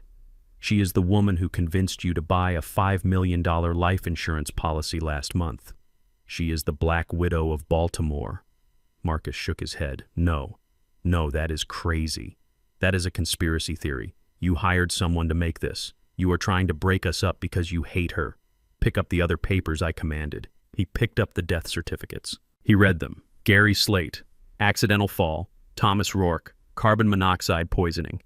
He looked at the dates. He looked at the insurance payouts listed in the police reports. 2 husbands. Marcus, I said, my voice dropping to a gravelly whisper. 2 accidents. $5 million. Do you see the pattern, son? Do you see the math? Marcus was shaking his head back and forth, faster and faster. No. She told me she was a widow. She told me her first husband died of cancer. She told me she used the money to start her business. She lied, I said, just like she lied about my dementia, just like she lied about the Russians, just like she lied about loving you. I stepped closer to him. I put my hands on his shoulders, forcing him to look at me. You are the 3rd husband, Marcus, and tonight was supposed to be your accident. Why do you think she brought you here? Why do you think she was driving so fast? Why do you think she bought that policy? Marcus looked at the papers in his hand. Then he looked at the car. He looked at the silhouette of his wife behind the windshield. The realization hit him like a physical weight. His knees buckled. He gasped for air as if the wind had been knocked out of him. The insurance, he wheezed. She made me sign it. She said it was responsible. She said if anything happened to me, she wouldn't know how to go on. She knows exactly how to go on, I said. She goes on to the bank. And then she finds the next mark. Marcus started to cry. It wasn't the whining cry of a child who didn't get his way. It was the terrified, broken sob of a man who realizes the person he loves is a monster. She was going to kill me, he whispered. She was going to throw me off this mountain. Yes, I said. And you stopped her. I am your father, I said. I will always stop her. Marcus dropped the papers. They fluttered to the ground, mixing with the snow and the gravel. He looked at me, and for the first time in years, I saw my son. Not the gambler, not the executive, not the fraud, just my son. I am sorry, Dad, he choked out. I am so sorry. I pulled him into a hug. It was brief. It was fierce. We don't have time for sorry, I said, letting him go. We have to finish this. I turned toward the BMW. Tiffany had gotten out of the car. She was standing by the driver's door. The wind whipped her hair across her face. She wasn't looking at the view. She wasn't looking for a way out. She was looking at us. She had seen Marcus reading the papers. She had seen him crying. She had seen the hug. She knew. She knew the con was over. She knew the mask had been ripped off. There was no more charming the old man. There was no more manipulating the weak husband. The game had changed. She took a step forward. Her heels clicked on the asphalt. She didn't look scared. She looked annoyed. She looked like a mechanic whose tool had just broken. So she called out, her voice carrying over the wind. The cat is out of the bag. Marcus stepped out from behind me. He looked at her with a mixture of horror and heartbreak. You killed them, he shouted, his voice cracking. Gary! Thomas! You killed them! Tiffany shrugged. It was a chilling, casual gesture. They were boring, Marcus, just like you. They were useful for a while, and then they weren't. You are a monster, Marcus screamed. I am a businesswoman, she replied, walking slowly toward us. And I have a lot of overhead. You were supposed to be easy, Marcus. You were supposed to be the quick payout. But you and your father, you just had to make it complicated. She stopped about 10 feet away. The headlights of the truck illuminated her from behind, turning her into a silhouette, a shadow with no face. "It is over, Becky," I said, using her real name. "The police are on their way. I called them 10 minutes ago. They know who you are. They have the file." She laughed. It was a dry, humorless sound. "The police are 20 minutes away, old man. Do you know what I can do in 20 minutes? She reached behind her back. She reached into the waistband of her skirt. I thought she was going for a gun. I tensed, ready to push Marcus behind the truck, ready to take the bullet. But she didn't pull a gun. She pulled a knife. It wasn't a small pocket knife. It was a hunting knife with a 6-inch serrated blade. The steel glinted in the moonlight. It looked wicked. It looked hungry. She flipped it in her hand, testing the weight. She held it like she had used it before. "I didn't want it to be messy," she sighed. "A car crash is so much cleaner. Fire covers a lot of mistakes. But now I guess we have to do it the old-fashioned way." She looked at Marcus. "Come here, baby," she cooed, mocking the love she had faked for years. "Come here and give your wife a hug. Let us end this together." Marcus backed away, terrified. "Stay back. Don't come near me." Tiffany's smile vanished. Her eyes went dead. "If I can't have the money," she hissed, "nobody leaves this mountain." She crouched, slightly, muscles coiling. She looked like a panther preparing to spring. I looked around for a weapon. The tire iron was on the ground near the truck cab, too far away. I was an old man with bad knees and a heart condition facing a serial killer with a knife. But I had something she didn't. I had rage. And I had a son to protect. "Get behind me, Marcus," I said, my voice low. "Dad?" "No," Marcus whimpered. "She will kill you." "Move," I ordered. Tiffany lunged. She didn't scream. She didn't yell. She just moved. Fast, silent, deadly. She wasn't aiming for me. She was aiming for Marcus. She wanted to finish the job. She wanted to collect the policy, even if she had to do it in front of a witness. I stepped into her path. I raised my arms not to block, but to grapple. I remembered the self-defense classes I took 40 years ago at the community center. Redirect the force. Control the wrist. But memory is one thing. Reality is another. She was fast. She was young. And she was desperate. The blade slashed through the air, and the night exploded into violence. The blade hissed through the cold mountain air, missing my jugular by a fraction of an inch. I felt the wind of the movement against my neck, a cold breath of death that made my skin crawl. Tiffany stumbled forward, her momentum carrying her past me, her heels skidding on the icy asphalt. She slashed again, wild and desperate like a cornered animal, but her eyes were not on me anymore. They were on the road behind me. Blue and red lights were flashing against the canyon walls, painting the snow in violent alternating colors. The sirens were loud now, deafening, echoing off the rock face like the screams of mechanical birds. The police were here. Tiffany froze. Her arm holding the knife dropped to her side. She looked at the approaching lights, then she looked at Marcus. For a split second, I saw a calculation in her eyes, a final, desperate math problem. Could she kill him and run? Could she take a hostage? No! The convoy was too close. There were 3 cruisers racing up the switchbacks, their engines roaring as they climbed the grade. She made a noise, a guttural sound of pure frustration and rage. She threw the knife at us. It clattered harmlessly against the bumper of the delivery truck, skittering across the ice. She turned and ran for the BMW. She scrambled into the driver's seat, slamming the door shut. The engine revved, a high-pitched scream of German engineering pushed to its limit. I grabbed Marcus and hauled him behind the heavy metal grill of the truck. "Stay down," I shouted, covering his head with my arms. Tiffany slammed the car into reverse. The tires spun, throwing gravel and snow into the air. She whipped the car around the rear bumper, scraping against the guardrail, sending sparks flying into the night. She didn't care. She slammed it into drive and peeled out, heading down the mountain straight toward the oncoming police cars. She drove like a maniac, swerving into the oncoming lane, fishtailing on the black ice. She was going to try to run the blockade. She was going to try to outrun the radio. The police cruisers roared past us without stopping.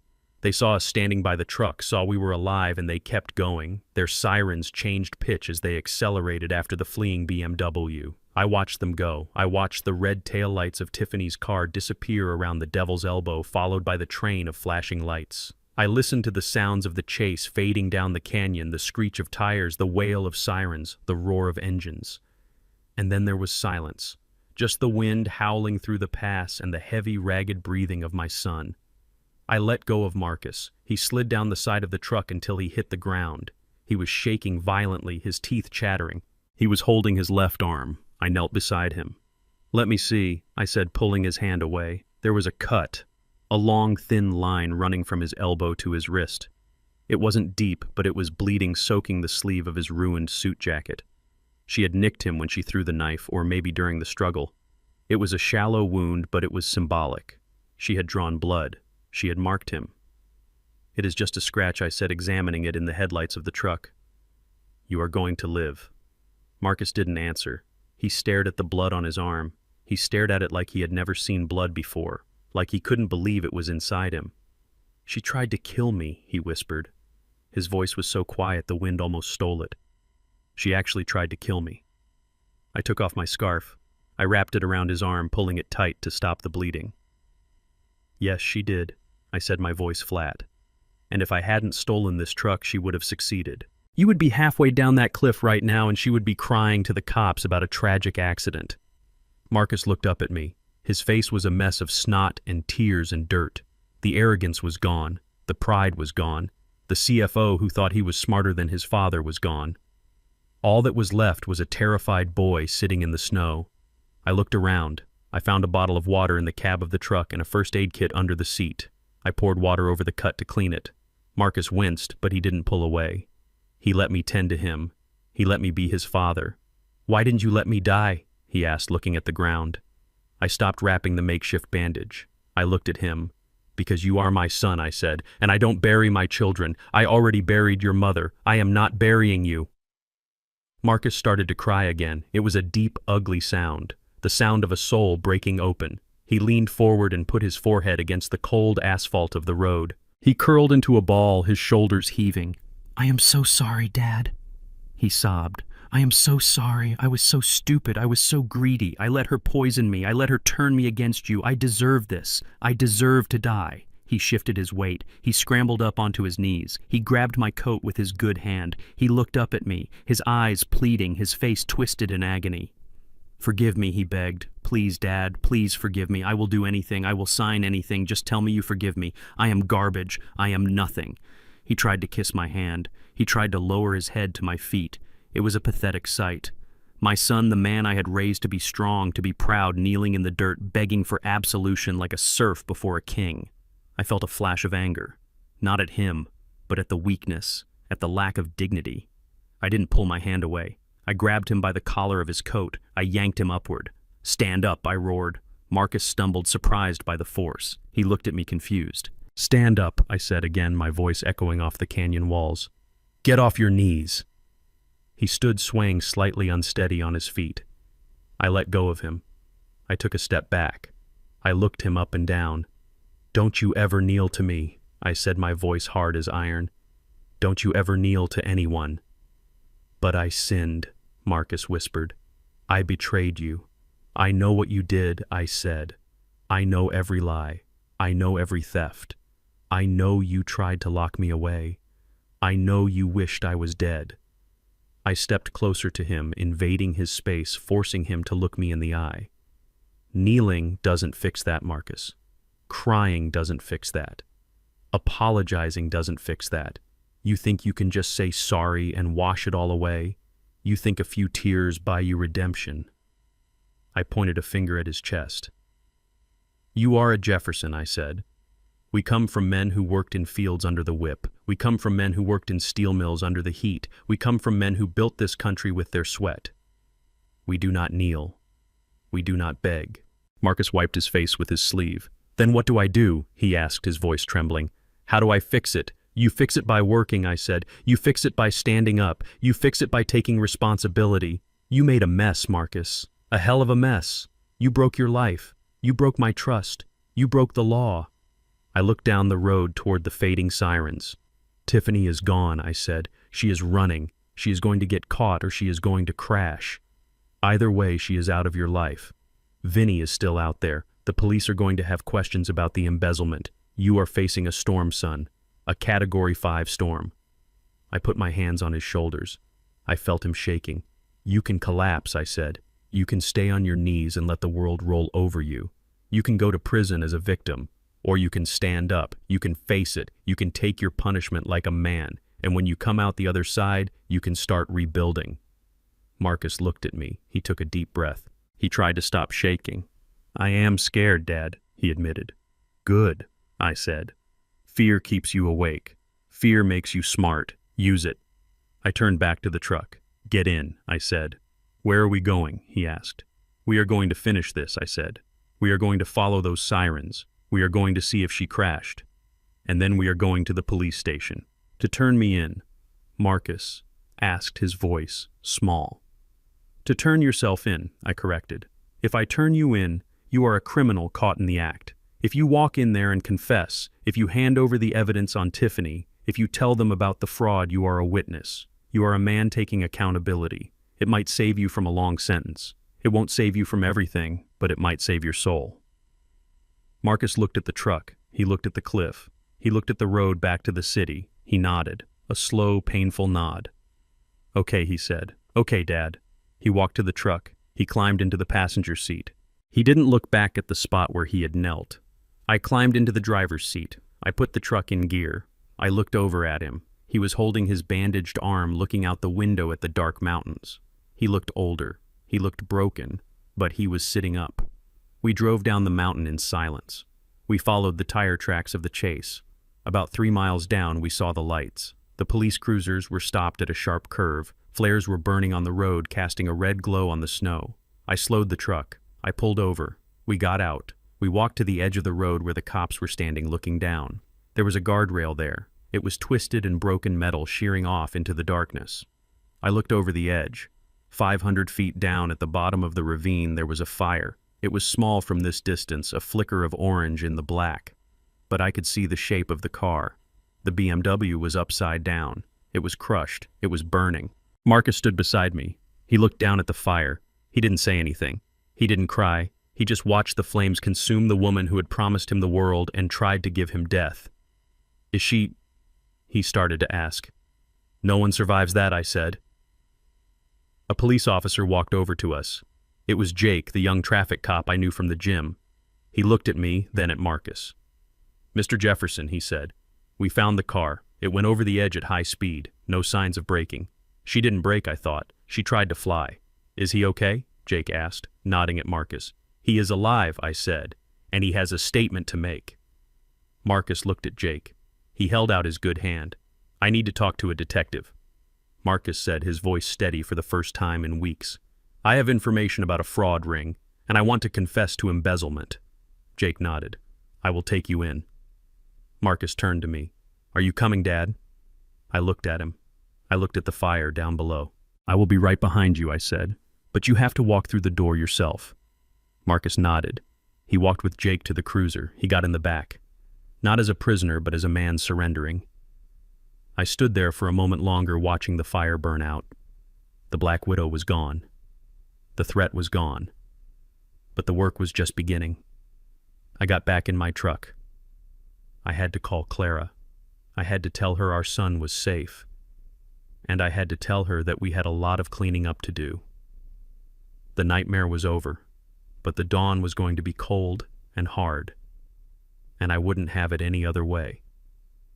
The morning I brought Clara home from the private clinic, the sky was a brilliant blue that seemed to mock the darkness hanging over our family. My wife sat in the passenger seat of the truck, her hands folded neatly in her lap. She was thinner. The poisoning had taken a toll on her body, stripping away the softness and leaving only the hard, resilient bone underneath. But her eyes were clear. They were the eyes of a woman who had looked death in the face and decided she was not ready to blink. We did not talk much on the drive. There was too much to say, and words felt inadequate. I had told her everything that happened on the mountain. I told her about Tiffany's death, about Marcus's confession, about the police. She had listened in silence, nodding slowly, her face a mask of sorrowful acceptance. She grieved for the son we thought we had, but she was ready to deal with the son we actually had. When we pulled into the driveway, the house loomed above us. It was no longer the pristine white colonial mansion we had maintained for 40 years. The windows were dark, the lawn was trampled from the night of the party and the subsequent police investigation. and even from the street you could see the faint blue stains on the windowsills where the fertilizer sludge had seeped out. Marcus was waiting on the porch. He had been released on his own recognizance pending the trial thanks to his cooperation and the evidence I provided against the fraud ring. He was wearing jeans and an old t-shirt, clothes I hadn't seen him wear in a decade. He looked small. He looked like a ghost haunting his own life. I parked the truck. I walked around and opened the door for Clara. She stepped down, gripping my arm for support, but once her feet hit the pavement, she straightened her back. She smoothed her dress. She took a deep breath, inhaling the air of the home she had almost died in. "Let us go inside, Isaiah," she said. We walked up the steps. Marcus stood up as we approached. He couldn't look her in the eye. He stared at his shoes, his hands twitching at his sides. "Mom," he whispered. "Mom, I am—" Clara held up a hand. She didn't speak. She just walked past him. She walked through the front door into the foyer. The smell hit us immediately.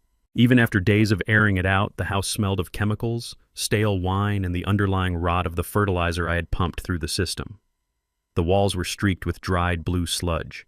The carpets were ruined, stiff and stained. The furniture was overturned or pushed into corners. It looked like a war zone. It looked like the physical manifestation of the hatred and greed that had lived here. Clara walked into the living room. She ran a finger along the mantel of the fireplace, which was coated in a thin layer of blue dust. She looked at the spot on the floor where she had collapsed after drinking the poisoned tea. She looked at the kitchen where Tiffany had mixed the drugs. She didn't cry. She didn't scream. She didn't collapse. She stood in the center of the ruin and turned slowly, taking it all in, the destruction of her sanctuary. Marcus had followed us inside. He stood in the doorway, hovering like he was afraid to enter the room. "It is a mess," he said, his voice trembling. I called a cleaning service, Mom. They are coming tomorrow. A biohazard team. They said they can strip the floors and repaint. I will pay for it somehow. I will work. I will fix it." Clara turned to look at him. Her gaze was heavy. It wasn't angry. It was the look of a general surveying a battlefield and deciding the cost of victory. "Cancel them," she said. Marcus blinked. "What? Cancel the cleaning service?" Clara said. Her voice was not loud, but it carried to the corners of the room. "I do not want strangers in my house. I do not want a team of men in hazmat suits scrubbing away your sins." "But Mom," Marcus stammered. "Look at it. It is toxic. It is stained. You can't clean this by yourself. You are recovering." "I am not going to clean it," Clara said. She walked over to the kitchen sink. She opened the cabinet under the sink. She pulled out a bucket, a bottle of heavy-duty bleach, and a small plastic package. She walked back to Marcus and threw the package at his feet. It landed with a small plastic clatter. It was a toothbrush, a cheap firm bristle toothbrush still in the wrapper. "You are going to clean it," she said. Marcus looked down at the toothbrush, then up at her. His face was pale. "Mom, this house is 4,000 square feet. The walls, the ceilings, the grout. Every inch," Clara said. "You wanted this house, Marcus. You wanted it so badly you watched your wife poison me to get me out of it. You wanted it so badly you tried to declare your father insane. Well, now you have it. It is yours to clean." She pointed a finger at the floor. "I want you to start here. I want you to scrub every tile, every baseboard, every crown molding. I want you to use that toothbrush to get the blue dye out of the grout in the foyer. I want you to scrub until your fingers bleed, and then I want you to keep scrubbing." Marcus looked at me, pleading for mercy. "Dad, surely—" I crossed my arms. "You heard your mother, son?" "But it will take months," he cried. "Then you better get started," Clara said. She walked over to the armchair, the only piece of furniture I had covered with a plastic sheet before the explosion. She sat down. She looked like a queen on a throne surrounded by wreckage. "I want to see you sweat," Clara said. "I want to see you work. You have spent your whole life trying to find the easy way out, Marcus. You married a woman because she was easy. You stole money because it was easy. You tried to kill us because it was easy." She leaned forward, her eyes locking onto his. "There is no easy way out of this. There is only work. Hard, painful, tedious work. That is the only thing that cleans a soul." Marcus stood there for a long moment. He looked at the door. He could run. He could leave. He could go to Detroit right now. But he didn't. Slowly, painfully, he knelt down. He picked up the toothbrush. He tore open the wrapper. He poured bleach into the bucket. The smell was acrid, burning the nose. He dipped the brush. He leaned over the first blue-stained tile in the foyer. He started to scrub. Scritch, scritch, scritch. The sound was tiny in the big empty room. It was the sound of a mountain being moved one pebble at a time. I stood by the window and watched. Clara watched from her chair. He scrubbed for an hour. Then 2. His knuckles turned white, then red. The bleach fumes made his eyes water. He was coughing. His back was spasming. He wasn't used to manual labor. He was soft. But he kept scrubbing. By noon, he had cleaned a patch of floor about 2 feet square. He sat back, wiping sweat from his forehead with his forearm, leaving a streak of grime on his face. "Keep going," Clara said. She hadn't moved. She hadn't offered him water. She hadn't offered him a break. Marcus looked at her. There was anger in his eyes, but it was dull. It was the anger of a prisoner who knows the warden is right. He dipped the brush again. By evening, his hands were blistered. The skin on his fingertips was raw from the bleach. He was weeping silently, tears dripping into the bucket of gray water. I went to the kitchen and made a sandwich. I brought it out and ate it, standing up, watching him. I didn't offer him any. He had to ask. He had to humble himself. "Can I have some water?" He rasped, his voice dry as dust. "There is a tap in the kitchen," Clara said. "You know where it is." He crawled to the kitchen. He didn't stand up. He was too tired. He drank from the faucet like a dog. Then he crawled back to his spot and picked up the toothbrush. This went on for days. Marcus slept on a mattress in the living room. He woke up at dawn and scrubbed until midnight. He scrubbed the walls. He scrubbed the stairs. He scrubbed the fireplace brick by brick, removing the soot and the blue dye. I watched him change. The first few days he was angry. He muttered to himself. He cursed us under his breath. He slammed the bucket around. But by the 4th day, the anger broke. He was scrubbing the baseboards in the hallway, the place where he had stood with Tiffany conspiring against us. He stopped. He dropped the brush. He put his head against the wall and just stayed there for a long time. I walked past him. "Dad," he whispered. I stopped. "I remember this mark," he said, pointing to a scratch in the wood. "I did this with my toy truck when I was 5. You were so mad. But you didn't hit me. You just showed me how to sand it down." I looked at the scratch. I remembered. "You were a good boy then, Marcus," I said. "I lost him." He said, his voice thick. "I lost that boy. I wanted so much, Dad. I wanted everyone to think I was important. I wanted the cars and the suits because I felt small. Tiffany, she made me feel big. But she was just pumping me full of air." He picked up the toothbrush again. "I am sorry," he said. "I am not saying it to get out of this. I am saying it because I look at this house and I see what you built. And I tried to burn it down." He dipped the brush and went back to work. He wasn't scrubbing for us anymore. He was scrubbing for himself. Clara saw it too. On the 7th day, she walked over to where he was working. His hands were wrapped in bandages. He was thin, pale, exhausted. She stood over him. "Stand up, Marcus," she said. He stood up slowly, wincing as his knees cracked. He couldn't look her in the eye. He was ashamed. Clara reached out. She took his bandaged hands in hers. She looked at the blisters. She looked at the raw skin. "These are honest hands," she said. Finally.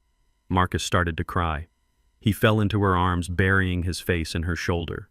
He sobbed like a child, like the 5-year-old boy who had scratched the floor. "Mom, I am sorry. I am so sorry." Clara held him. She stroked his hair. She didn't forgive him, not completely. You don't forgive attempted murder in a week. But she accepted his penance. "You have a long way to go, son," she said. "But you started. That is what matters." She let him go. "Go clean up," she said. "Use the shower upstairs. And shave. You look like a vagrant." Marcus nodded. He walked toward the stairs. He walked with a limp, but he walked straighter than I had seen him in years. I looked at Clara. She was wiping a tear from her eye. "He is not fixed," she said to me.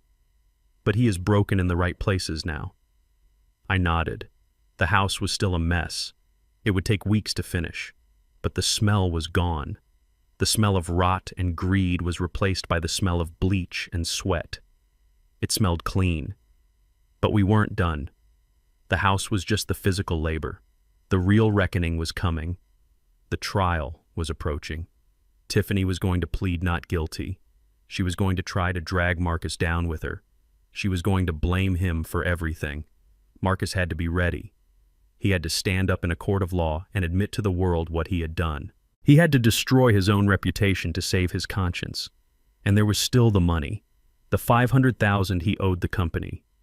The money I had secretly paid. He still didn't know about that. He still thought he was going to prison for embezzlement. I watched him walk up the stairs. Tomorrow I would tell him about the job. Tomorrow I would tell him about the garbage truck. He thought scrubbing floors was hard. Wait until he had to sort recycling for minimum wage. But for tonight, I let him shower. I let him sleep. Because tomorrow the real work began. The county courthouse was a building made of gray stone and intimidation designed to make small men feel smaller and guilty men feel crushed. I walked in wearing my best suit, the one I hadn't worn since the funeral. My hands were steady, but my heart was a heavy weight in my chest. I wasn't here to save myself. I was here to save the truth. The courtroom was packed. The story of the millionaire homeless father had leaked to the press, and the gallery was full of reporters, curious neighbors, and people who just wanted to see the final act of the tragedy. I sat behind the prosecutor's table next to Marcus. He looked different than he had in the house. He was clean-shaven, his hair was cut short, and he was wearing a cheap suit we had bought at a department store because all his designer clothes were gone. He looked tired. He looked humble. He kept his head down, staring at his hands, the hands that were still rough and peeling from scrubbing my floors with bleach. On the other side of the aisle sat Tiffany, or Becky, or whatever name she was using to charm the jury today. She was putting on the performance of her life. She was wearing a modest beige cardigan and a skirt that went down to her ankles. She wore no makeup. Her hair was pulled back loosely. She looked like a terrified Sunday school teacher who had been dragged into a nightmare by a violent husband. She was dabbing her eyes with a tissue every 30 seconds, her shoulders shaking with silent practice sobs. She had hired Arthur P. Vance, the most expensive defense attorney in the state, a man known as the Shark in a Suit. He was pacing in front of the jury box, gesturing wildly, painting a picture that made my stomach turn. "Ladies and gentlemen of the jury," Vance boomed, his voice filling the room. "You are going to hear a lot of stories today. You are going to hear about fraud, about drugs, about attempted murder. But ask yourselves who had the power in this relationship, who had the physical strength, who had the temper." He pointed a finger at Marcus. "My client is a victim. She was coerced. She was terrified. Her husband, Marcus Freeman, forced her into these schemes. He forced her to buy the drugs. He forced her to drive the car up that mountain. He threatened to kill her if she didn't help him get his father's money. She is not a black widow. She is a battered wife trying to survive a family of tyrants." I looked at Marcus. He didn't object. He didn't shake his head. He just took it. He was accepting the blame not because it was true, but because he felt he deserved punishment for his own sins. But I wasn't going to let him take the fall for hers. Tiffany took the stand first. She cried on cue. She trembled when the prosecutor asked her questions. She told a story about how Marcus had a gambling addiction, how he hit her, how he made her forge the checks. It was a masterpiece of lies.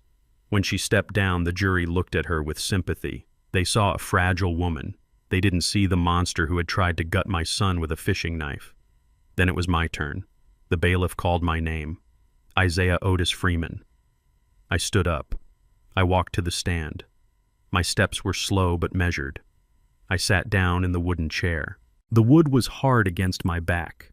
Vance stood up to cross-examine me. He smiled a shark smile. "Mr. Freeman," he said, "you claim your daughter-in-law is the mastermind. But isn't it true that you have a history of mental instability? Isn't it true that your own family tried to have you committed?" I looked at him. "They tried," I said, my voice deep and calm, "because they wanted my money, not because I was crazy." Vance laughed. "Money. It always comes back to money with you, doesn't it? You used your money to control them, didn't you? You dangled it over their heads like a carrot. You drove them to desperation. And now you want to blame this poor woman for snapping under the pressure of your tyranny. He was good. He was twisting everything, making me the villain, making Marcus the brute, and making Tiffany the victim." I didn't argue. I didn't shout. I just looked at the judge. "Your Honor," I said, "I would like to present evidence that was not included in the initial discovery because it was recovered from a secure server only this morning." Vance objected immediately. "Objection, Your Honor. Surprise evidence. This is a trial by ambush. The judge looked at me. What kind of evidence, Mr. Freeman? Video evidence, I said. From the cameras inside my home. The ones Mr. Vance says proved my son was a tyrant. The judge overruled the objection. He allowed it. The bailiff lowered the projector screen. The lights in the courtroom dimmed. I plugged in the USB drive. The first video played. It was time-stamped 2 days before the trip to the mountain. It was night. The footage was in green and black infrared from the camera, hidden in the molding of the master bedroom ceiling. On the screen, Tiffany stood in front of the full-length mirror. She was alone in the room. Marcus was downstairs sleeping on the couch as I had ordered. Tiffany was not crying. She was studying herself. She pinched the skin of her own arm hard, twisting it until a bruise formed. She didn't flinch. She looked at the mark in the mirror and smiled. Then she started to practice. She lowered her head. She made her shoulders shake. She let out a sob. Then she stopped. She looked in the mirror, shook her head, and tried again. Too much, she whispered to herself on the recording. Dial it back, Becky. Make it pitiful, not hysterical. She tried again. This time she squeezed her eyes shut and forced tears out. She looked at her reflection. Perfect, she whispered. The jury will eat that up. The courtroom gasped. The sound was like the air being sucked out of the room. In the defendant's chair, the real Tiffany stopped crying instantly. Her face went pale. She stared at the screen at her own private rehearsal for this very moment. But I wasn't done. I clicked the next file. This was an audio recording. It was from the bug I had planted in her purse the day I stumbled in the kitchen. The screen was black, but the sound filled the room loud and clear. It was Tiffany's voice. She was talking to someone on the phone. The man who sold her the drugs. He is so stupid, she was saying, her voice dripping with venom. Marcus is a pig. A stupid fat pig. I have to hold his hand to get him to do anything. He actually thinks I love him. Can you believe that? I have to sleep with him and pretend I don't want to vomit. She laughed on the recording, a cold, cruel sound. But it won't be long now. The insurance policy is signed. $5 million. Double if it is an accident. I am going to slaughter the pig baby. I am going to bleed him dry. And then I am going to take the old man's money, and I am going to disappear. Rio looks nice this time of year. The recording ended. The silence in the courtroom was absolute. It was the silence of a grave. I looked at the jury. Their mouths were open. They looked from the screen to the woman sitting at the defense table. The sympathy was gone, replaced by horror. I looked at Marcus. He was staring at the table, his hands clenched so tight his knuckles were white. He had heard it. He had heard his wife call him a pig. He had heard her plan his slaughter. He didn't look angry. He looked liberated. The last chain that bound him to her, the last shred of doubt that maybe he was the bad guy, had just snapped. I looked at Tiffany. She stood up. She wasn't crying now. Her face was twisted into the same mask of rage I had seen on the mountain. That is fake, she screamed, pointing at me. He doctored it. It is AI. It is a deep fake. He is a tech genius. He invented it. Sit down. Mrs. Freeman, the judge, ordered, his voice thunderous. I am not sitting down, she shrieked. This is a setup. That old man is the devil. He ruined everything. I should have killed him when I had the chance. I should have pushed him off the cliff with his loser son. She covered her mouth, but it was too late. She had said it. In open court. In open. On the record. Vance, her lawyer, closed his folder. He sat down. He knew it was over. He wasn't going to fight for a client who just confessed to the gallery. The judge looked at Tiffany. Bail is revoked, he said. Marshals take the defendant into custody. 2 marshals moved toward her. Tiffany looked around wild-eyed. She looked for an exit. She looked for a weapon. But there was nothing. Just 4 walls and the truth. She lunged at Marcus. You did this, she screamed, clawing at the air as the marshals grabbed her. You weak, pathetic little man. You let your daddy fight your battles. You are nothing. Marcus stood up. He looked her in the eye. I am nothing, he said, his voice quiet but carrying to every corner of the room. But at least I am free. They dragged her out. She was kicking and screaming, cursing my name, cursing Marcus, cursing the world that had finally caught up to her. When the doors closed behind her, the tension in the room broke. I sat back in the witness chair. I felt tired. My bones ached. The judge looked at me. Mr. Freeman, you are dismissed. I stood up. I walked down from the stand. I walked over to Marcus. He stood up. We looked at each other. "It is over, son," I said. Marcus nodded. He looked at the empty chair where his wife had been sitting. "She really hated me, didn't she?" he whispered. "She didn't hate you, Marcus," I said. "You were just a number in a ledger to her. You were livestock." I put my hand on his shoulder. "But you survived the slaughterhouse." We walked out of the courtroom together. The reporters were shouting questions, the cameras were flashing, but I didn't stop. I guided my son through the crowd like an icebreaker ship cutting through a frozen sea. We got into my truck. Marcus leaned his head against the cool glass of the window. "What happens now, Dad?" he asked. "Now," I said, starting the engine. "We deal with the money." "What money?" Marcus asked without hope. "There is no money." I looked at him. I saw the humility in his face.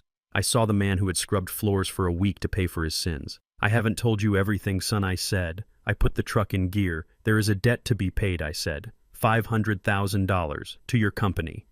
Marcus closed his eyes. "I know. I will go to prison for that. I am ready." "You are not going to prison," I said. He opened his eyes. "What? I paid it," I said.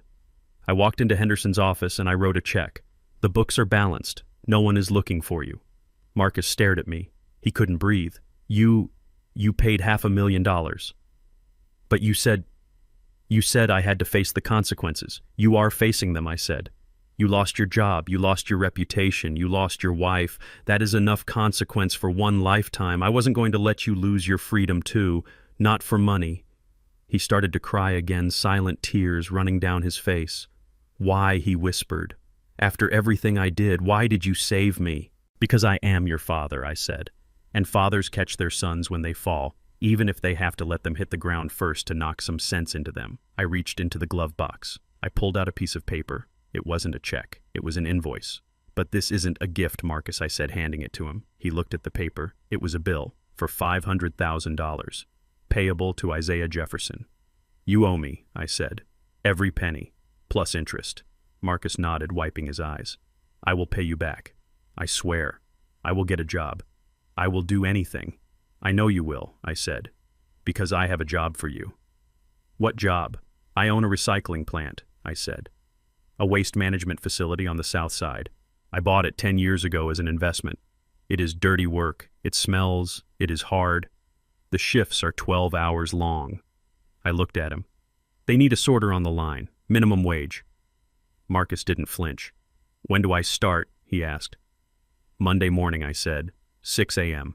"Don't be late." He nodded. "I won't be." I drove us home. The nightmare of Tiffany was over. The trial was over.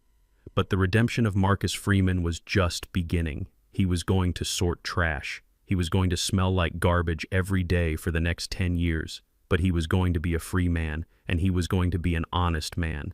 And that was worth more than $55 million. The heavy oak doors of the courthouse swung shut behind us, cutting off the noise of the reporters and the wail of the sirens fading into the distance. We walked down the concrete steps into the gray afternoon light. The air smelled of rain and exhaust fumes, but to me, it smelled like the first clean breath I had taken in months. Marcus walked beside me, his head low, his shoulders hunched in his cheap department store suit. He looked like a man who had just survived a firing squad only to realize he was still standing in front of the guns. We reached my truck. It was sitting there rusted and reliable, a testament to 40 years of hard work. I unlocked the doors and we climbed in. The cab was cold. I didn't start the engine immediately. I just sat there, gripping the steering wheel, looking out at the city skyline. Marcus was shaking. His hands were clasped between his knees, vibrating like a tuning fork. He wasn't looking at me. He was staring at the glove compartment, his eyes wide and unseeing. "Dad?" He whispered, his voice barely audible over the sound of traffic. I turned to look at him. "What is it, son?" "I am going to prison," he said. Tears started to spill over his eyelids, tracking through the dirt on his face. The fraud, the embezzlement. Henderson. He knows. The auditors are coming on Monday. I took $500,000, Dad. I stole it. I cooked the books. I moved numbers around to hide the gambling debts to pay for Tiffany's trips. It is all gone. He took a ragged breath, his chest heaving. They are going to come for me. The police didn't arrest me back there because they don't know yet. But Henderson will call them. Once the audit starts, it is over. I am going to federal prison. 10 years. Maybe more. He put his face in his hands and sobbed. It was a sound of total defeat. I let him cry. I let him feel the weight of the concrete walls closing in. I let him imagine the steel bars and the cold cot. He needed to feel that fear. He needed to know what he had risked. When his sobs turned to quiet hitches, I reached into my jacket pocket. I pulled out a folded piece of paper. It wasn't the invoice. Not yet. It was a receipt. A receipt from the First National Bank of the city, stamped and dated 3 days ago. I unfolded it and smoothed it out on the dashboard. "Look at this, Marcus," I said. He lifted his head, wiping his nose with his sleeve. He looked at the paper. His eyes scanned the lines, confused. "What is this?" he asked. "It is a wire transfer receipt," I said. "From my personal investment account to the operating fund of Henderson Logistics." He leaned closer, squinting. He read the amount. $500,000. "You paid it," he whispered. His voice was filled with disbelief. "You paid Henderson." I walked into his office on Friday, I said, looking out the windshield. I sat in his chair. I told him everything. I told him my son was a thief. I told him my son was weak. And then I handed him a check. Marcus stared at me, his mouth hanging open. You saved me." "I didn't save you," I said, my voice hardening. "I saved your mother. If you went to prison, Marcus, it would kill her. She has been through enough. She survived poison. She survived betrayal. She wouldn't survive watching her only son rot in a cell." "So I am free?" he asked, hope blooming in his eyes like a weed. "Henderson isn't pressing charges. Henderson fired you," I said. "Effective immediately. You are stripped of your title. You are stripped of your pension. You are stripped of your reputation. He agreed not to call the police as long as the money was returned, and you never set foot in that building again." Marcus slumped back against the seat. The relief washed over him so strong I thought he might pass out. "Thank God," he breathed. "Thank God. Dad, I don't know how to thank you. I will pay you back. I swear.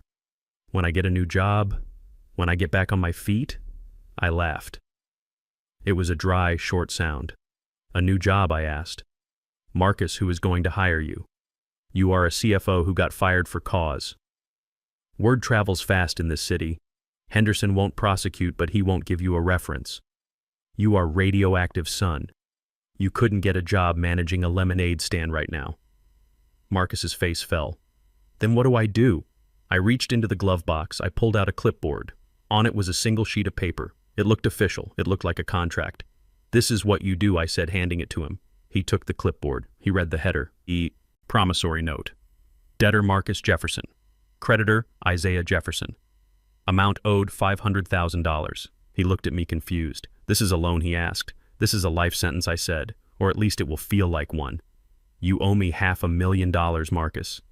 And you are going to pay it back, every single cent, plus interest." "But I don't have a job," he cried. "I have nothing. How can I pay you back?" I started the truck engine. The rumble vibrated through the seats. "I have a job for you," I said, putting the truck in gear. "You do?" he asked. "What is it?" "Consulting. Engineering." I pulled out into traffic, heading south toward the industrial district, the part of the city where the smokestacks still choked the sky and the river ran gray. "I never told you about my other investments," I said, keeping my eyes on the road. "You knew about the patents. You knew about the royalties. But you didn't know where I put the money." I turned onto a road lined with chain-link fences and piles of scrap metal.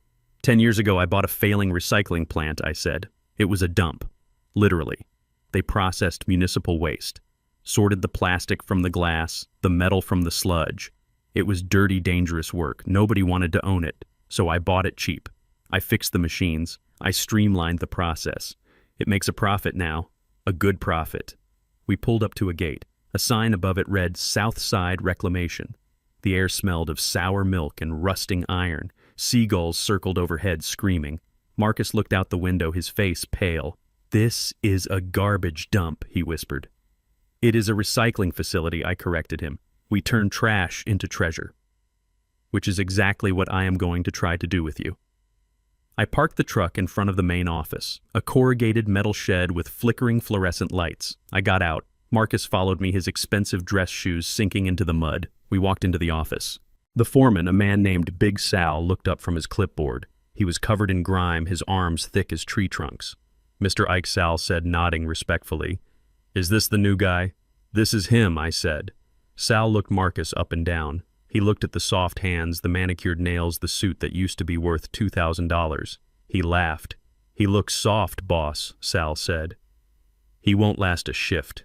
He will last," I said, my voice hard. "Or he goes to jail." I turned to Marcus. "Here is the deal, son. You work here. You start Monday, 6 a.m. Shift ends at 6 p.m. 12 hours, 6 days a week." Marcus looked at the conveyor belts visible through the office window. Men in heavy rubber aprons were standing by the belts, their hands moving fast, sorting through piles of garbage, grabbing cans, bottles, cardboard. It was loud, hot, and filthy. "What is the job?" he asked, his voice trembling. "You are a sorter," I said. "Line 3. That is organic waste separation. It is the dirtiest job in the plant. You pull the rotting food, the diapers, the dead rats out of the stream before it hits the shredder." Marcus gagged. "Dad, you can't be serious. I have a degree in finance." "And look where it got you," I said. "Your degree is worthless here, Marcus. Here the only thing that matters is if you can work." I pulled a calculator out of my pocket.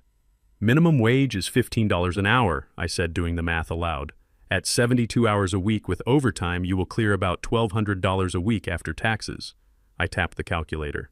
"To pay back $500,000, assuming you don't spend a dime on anything else, it will take you approximately 8 years. 8 years, Marcus screamed. "You want me to sort trash for 8 years? "No," I said. "I want you to sort trash until you understand the value of $1. I want you to come home every night smelling like garbage so you remember what greed smells like. I want your back to ache. I want your hands to bleed. I want you to be so tired that you don't have the energy to lie." I handed him a pair of heavy rubber gloves and a neon yellow vest. "This is your new uniform," I said. "No more suits, no more Italian leather. You wear this, and you wear it with pride because for the first time in your life you are going to be earning an honest living." Marcus looked at the gloves. He looked at me. He looked for any sign that I was joking, any sign that this was just a scare tactic. He found none. I was as serious as a heart attack. "But where will I live?" he asked, tears streaming down his face again. "I lost the house." "You can live in the basement," I said. "My basement, the one you made me wash clothes in. I will charge you rent, $300 a month. That comes out of your paycheck. And Clara, your mother, she will cook for you. But you eat what we eat. No more takeout, no more steak. Beans and rice, Marcus, until the debt is paid."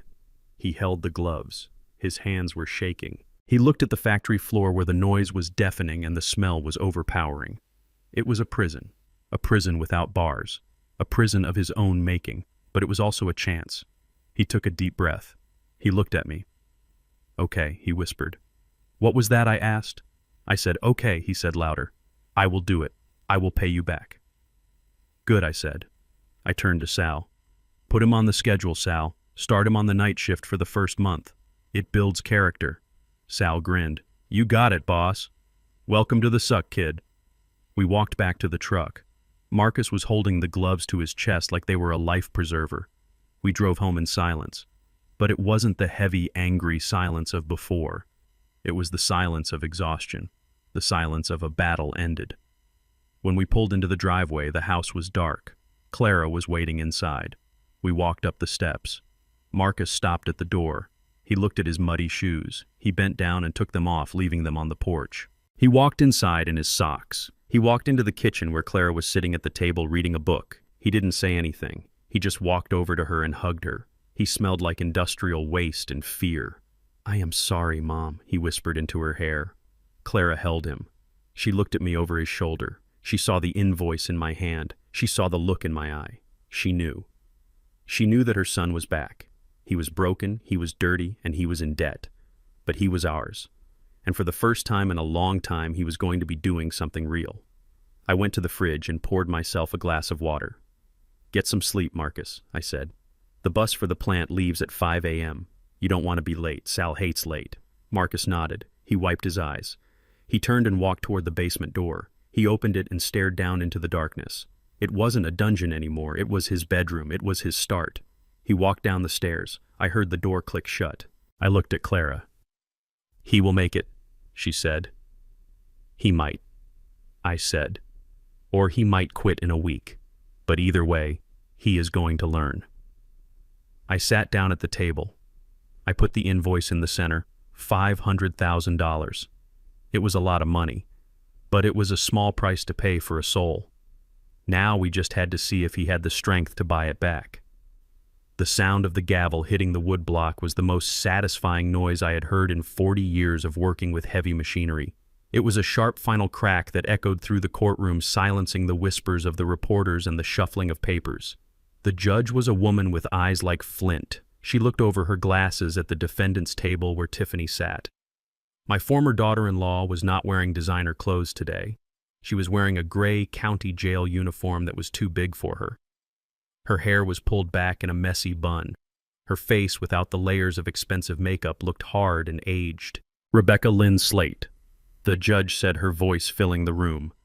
"You have been found guilty on all counts: conspiracy to commit murder, aggravated fraud, forgery of legal and medical documents, and possession with intent to distribute a controlled substance."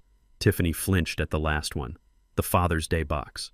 The trap she had set for me had snapped back and caught her leg. The fingerprints on the cigar boxes, the DNA on the twine, the footage from the neighborhood cameras, it all painted a picture of a woman willing to send an innocent old man to prison just to get his house. The judge continued. "Your actions were calculated, cold, and devoid of humanity. You targeted a family that welcomed you. You tried to kill your husband for insurance money. You tried to institutionalize your father-in-law for greed. There is no rehabilitation for a soul as hollow as yours. I sentence you to 25 years in a maximum security federal penitentiary without the possibility of parole." The courtroom erupted. The reporters shouted questions. The sketch artists scribbled furiously. But Tiffany didn't bow her head. She didn't cry. She screamed. She stood up, knocking her chair over. She lunged toward the prosecutor's table, her face twisted into a mask of pure hatred. "You can't do this," she shrieked. "I am a victim. They set me up. That old man is the devil. He planned it all." The marshals grabbed her. They forced her arms behind her back. "I will get out," she yelled, looking directly at me. "I will get out, Isaiah, and when I do, I will burn your house to the ground. I will dig up your wife's bones." I sat there in the gallery next to Mr. Sterling. I didn't look away. I watched her kick and scream as they dragged her out the side door. I watched the doors swing shut, cutting off her curses. It was over. The legal battle was done. But I wasn't finished. Not yet. I had one last delivery to make. 2 weeks later, I drove my truck to the State Women's Correctional Facility. It was a bleak fortress of concrete and razor wire sitting in the middle of a dry field 3 hours from the city. The sky was gray and the wind kicked up dust devils in the parking lot. I walked through the security checkpoints. I emptied my pockets. I walked through the metal detector. I listened to the heavy steel doors clang shut behind me one by one. It was a sound of finality, a sound of no return. I sat in the visitation room. It was a long room divided by a thick pane of bulletproof glass. On the other side were rows of metal stools bolted to the floor. I waited. 10 minutes later, the door on the other side opened. A guard led Tiffany in. She looked different. The 2 weeks had been hard on her. She had lost weight. Her skin was sallow. There were dark circles under her eyes. She walked with a shuffle, her hands cuffed to her waist. She saw me. She stopped. The guard nudged her forward. She sat down. She picked up the black phone receiver. She didn't look at me. She looked at the wall behind me. "Why are you here?" she asked, her voice flat and dead. I picked up my receiver. "I came to see how you were settling in," I said. She laughed. A dry, bitter sound. "It is a palace," she spat. 3 hots and a cot, just like I always wanted." She looked at me then. Her eyes burned with a cold fire. "You won, old man. Are you happy? You destroyed everything. You destroyed my life. You destroyed Marcus's life." "I saved Marcus's life," I corrected her. "You were going to throw him off a cliff, remember? He would have been better off dead," she hissed. "He is weak. He is pathetic. He will never make it without me. He will be crawling back to me in a year begging me to tell him what to do." "He is working," I said. He is sorting trash. He is sweating. He is learning. He is happier now than he ever was with you because for the first time in his life, he is free. Tiffany rolled her eyes. Free. He is a garbage man. And you are a lonely old miser sitting on a pile of money you are too cheap to spend. You think you won. You didn't win. You just survived. Maybe I said. But survival is a victory when you are fighting a predator. I reached into my pocket. I pulled out a small box. It was a simple cardboard box wrapped in plain brown paper tied with twine. It looked exactly like the package she had left on my porch on Father's Day. The guard stepped forward. No packages allowed. It is approved, I said, showing him the clearance form Mr. Sterling had arranged. It is not contraband, just a personal item. The guard checked the form. He nodded. He took the box from me, opened the pass-through drawer in the glass, and slid it to her side. Tiffany looked at the box. She recognized the wrapping. She recognized the twine. Her eyes narrowed. "What is this?" she asked. "Are you trying to frame me again? Is there heroin in there?" "No," I said. "No drugs, no tricks." "You sent me a box on Father's Day, Tiffany," I said, my voice low. "You sent me a box meant to take away my freedom. You sent me a box meant to destroy my name." I leaned closer to the glass. "I didn't open your box," I said, "but I want you to open mine." She stared at it. Her curiosity warred with her pride. She wanted to throw it against the wall, but she also wanted to know. She needed to know. With trembling hands, she untied the twine. She tore the paper. She opened the lid. She looked inside. Her face went blank. She reached in and pulled out the object. It was a mirror, a simple hand mirror with a silver handle. It wasn't expensive. It was just clear, brutally clear. She looked at herself in the glass. She saw the gray skin. She saw the wrinkles starting to form around her eyes. She saw the prison uniform. She saw the cage reflected behind her. She looked at me confused. "A mirror," she asked. "Why?" I looked her in the eye. "Because you love yourself more than anything in this world, Becky," I said, using her real name. "You killed 2 husbands for yourself. You tried to kill a 3rd for yourself. You tried to bury me for yourself. You don't love anyone. You don't see anyone. You only see what people can give you." I stood up. "So I brought you the only thing you ever truly cared about." I pointed at the mirror in her hand. "Look at it," I said. "Look at it every day for the next 25 years. Watch yourself age. Watch yourself fade. Watch the beauty you used as a weapon turn into dust." She looked down at the mirror. Her hand started to shake. "You are going to grow old in here," I said. "You are going to rot in here. And the only person who will be there to watch it happen is you." She dropped the mirror. It hit the metal table with a clatter, but it didn't break. It landed face up, reflecting the harsh fluorescent lights of the prison. She started to scream. "Get out! Get out of here, you sadist! You cruel old man!" She banged her fists against the glass. The guard moved in, grabbing her shoulders, pulling her back. I hung up the phone. I watched her being dragged away again, screaming at the glass, screaming at her own reflection. She was right. I was a hard man. I had become cruel. But sometimes you have to be cruel to stop a monster. I turned and walked out of the visitation room. The heavy steel doors clanged shut behind me one by one. Boom, boom, boom. I walked out into the parking lot. The air was fresh. The sun was setting, painting the sky in shades of purple and gold. I got into my truck. I sat there for a moment watching the prison walls. She was in a box now. A box made of concrete and steel. A box she had built for herself brick by brick, lie by lie. I started the engine. I had one more stop to make. I had to go to the recycling plant. I had to check on my son. I drove away from the prison, leaving the Black Widow to her web. She had 25 years to think about that mirror. 25 years to watch herself disappear. And I had a life to live. I turned on the radio. A blues song was playing. I tapped my fingers on the steering wheel. Justice, I thought. It doesn't bring back the dead. It doesn't fix the broken windows. But it sure does help you sleep at night. The seasons turned 4 times over the roof of my house. Winter melted into a muddy spring, which burned off into a sweltering summer and finally cooled into a crisp autumn before the frost returned. It had been exactly 1 year since the day the police dragged Tiffany away in handcuffs. 1 year since I handed my son a bill for $500,000 and told him to start digging. I sat on the front porch watching the sun dip below the horizon. The neighborhood was quiet. The leaves were turning gold and red. Inside the house, Clara was humming in the kitchen. The smell of roasted chicken drifted through the screen door. It was a simple smell, a clean smell. The stench of the blue fertilizer had long since faded, scrubbed away by months of fresh air and hard work. A truck rattled up the street. It was not a delivery truck. It was the company transport from the Southside Reclamation Plant. It stopped at the curb with a squeal of brakes. The passenger door opened and a man stepped out. If you had known Marcus Freeman a year ago, you would not recognize him now. The man who stepped onto the pavement was not the soft, doughy executive in the tailored Italian suit. He was lean, he was hard, he was wearing steel-toed boots that were scuffed and gray work pants stained with grease and oil. His face was dark from the sun and ingrained with the kind of industrial grime that never really washes out no matter how hard you scrub. He had lost 20 pounds. His cheekbones were sharp. His hair was cut short buzz cut style because it was practical, not because it was fashionable. He waved to the driver. "See you tomorrow, Sal," he called out. His voice was deeper.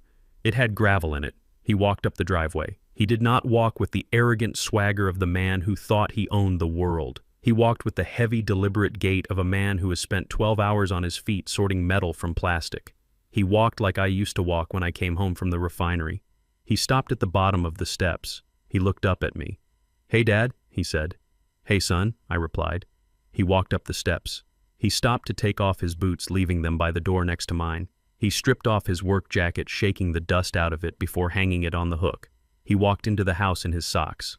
I followed him in. He went straight to the kitchen sink and started washing his hands. He scrubbed them with a bristle brush and heavy-duty soap. I watched him. His hands were different. The manicured fingernails were gone. His knuckles were swollen. His palms were calloused rough like sandpaper. They were ugly hands. They were beautiful hands. They were the hands of a man who paid his own way. Clara turned from the stove. She looked at him with a mixture of pain and pride. Every mother hurts when she sees her child suffer, but Clara knew this suffering was medicine. "Dinner is almost ready, Marcus," she said. Marcus dried his hands on a towel. "Thanks, Mom." He walked over to the kitchen island. He reached into his back pocket and pulled out a small leather notebook. He opened it. "It is Friday," he said, "payday." He reached into his other pocket and pulled out a thick envelope. He counted out the cash. It was mostly small bills, 20s, 10s, 5s, $1,200, he said, placing the stack on the counter. "That makes 50,000 paid off. I am 10% there." I looked at the money. $50,000 in 1 year? On a sorter's wage. That meant he wasn't spending a dime on anything else. He was working overtime. He was picking up holiday shifts. He was eating beans and rice and living in my basement, and every single extra penny was going toward his debt. I picked up the money. I didn't say thank you. It wasn't a gift. It was a payment. I counted it. It was all there. I opened my own ledger, the one I kept in the drawer. I wrote down the date and the amount. "Balance remaining 450,000, I said. Marcus nodded. "I will get there," he said. "It might take 9 more years, but I will get there." He didn't complain. He didn't ask for a discount. He didn't ask for forgiveness. He just stated a fact. "Sit down, son," I said. "Let us eat." We sat at the table, the same table where Tiffany had tried to poison us. But the air was different now. It was clear. We ate in silence for a while. Marcus ate fast. He ate like a man who was truly hungry, not a man who was bored with luxury. He cleaned his plate. Then he stopped. He looked at me. He looked at Clara. He cleared his throat. He looked nervous. For a second, I saw a flash of the old Marcus, the one who was always about to ask for a loan. My guard went up. I stiffened in my chair. "Dad," he said. I know we don't really celebrate holidays anymore. Not after last year."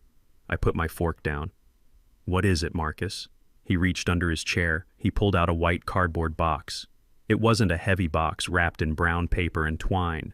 It was a flimsy box from the grocery store bakery down the street, the kind with the clear plastic window on top. He put it on the table. "Happy Father's Day," he said quietly. I looked at the box. Inside was a simple round cake, vanilla frosting, blue piping that spelled out Dad in shaky letters.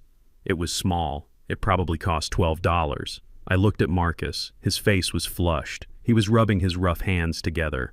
"I didn't steal this," he said quickly. "And I didn't use the grocery money Mom gives me for the house. I worked an extra shift last Sunday. I cleaned the grease traps. Sal gave me $50 cash under the table. I bought this with that money. He looked me right in the eye. His gaze was steady. It is my money, Dad. 100%, no loans, no tricks, no strings attached. I stared at the cake. 1 year ago, I had received a box that contained a prison sentence, a box meant to destroy me. Now I was looking at a box that contained a $12 cake. I looked at Clara. She had her hand over her mouth. Tears were streaming down her face. She wasn't trying to hide them. She was looking at her son like he had just graduated from Harvard. I looked back at Marcus. He was waiting. He looked terrified that I would reject it. He looked terrified that I would see it as an insult. I reached out. I opened the box. The smell of cheap vanilla and sugar wafted up. To a man who had eaten in the finest restaurants in the world, it should have smelled like chemicals. But to me, it smelled like sweat. It smelled like 12 hours on a concrete floor. It smelled like grease traps and humility. It smelled like the best thing I had ever smelled in my life. I stood up. I walked to the drawer and got a knife. I cut a slice, a big slice. I put it on a plate. I took a fork. I took a bite. The frosting was too sweet. The cake was a little dry. It was a cheap grocery store cake. I chewed it slowly. I savored it. Marcus was watching me, holding his breath. "How is it?" he asked, his voice small. I swallowed. I looked at him. "It tastes expensive," I said. Marcus let out a breath. He smiled. It wasn't the slick smile of the salesman. It was a real smile. It crinkled the corners of his eyes. It showed his teeth, which were not as white as they used to be. I cut a piece for Clara. She ate it through her tears, laughing and crying at the same time. I cut a piece for Marcus. "Eat," I said. "You earned it." We sat there, the three of us, eating cheap cake in a kitchen that was worth a fortune. For the first time in 40 years, I felt like I was sitting with a man. Not a boy, not a dependent, a man. He still had a long way to go. He still owed me nearly $500,000. He still lived in my basement. He still had no car, no wife, no fancy title. But he had something he never had before. He had honor. He wiped a crumb of frosting from his lip. "Dad," he said. "Yeah. Sal says they are opening a position for a shift supervisor next month. It pays $2 more an hour. I am going to apply." "Good," I said. "You know the machines better than anyone by now." "Yeah," Marcus said. "And I was thinking, if I get the raise, maybe I can up the payments to $1,300 a week. It would knock a year off the debt." I nodded. "That is good math, son." I didn't tell him that the debt didn't matter. I didn't tell him that the money in the invoice was going straight into a trust fund for his retirement that he wouldn't see until he was 60. I didn't tell him that I had already rewritten the will again. He didn't need to know that. He needed the burden. The burden was what was keeping him upright. The burden was his spine. We finished the cake. Marcus stood up to clear the plates. "Sit down," I said. He stopped. "What?" "You worked a double shift yesterday," I said, "and you bought dinner." I stood up. I picked up the plates. "I will do the dishes," I said. Marcus looked at me shocked. "But Dad, you are the father." "I am," I said, walking to the sink. "And today is Father's Day. And the best gift a father can get is seeing his son stand on his own 2 feet. I turned on the water. I started scrubbing the plates. Marcus sat at the table watching me. Clara reached out and took his hand. The house was quiet, but it wasn't empty. It was full.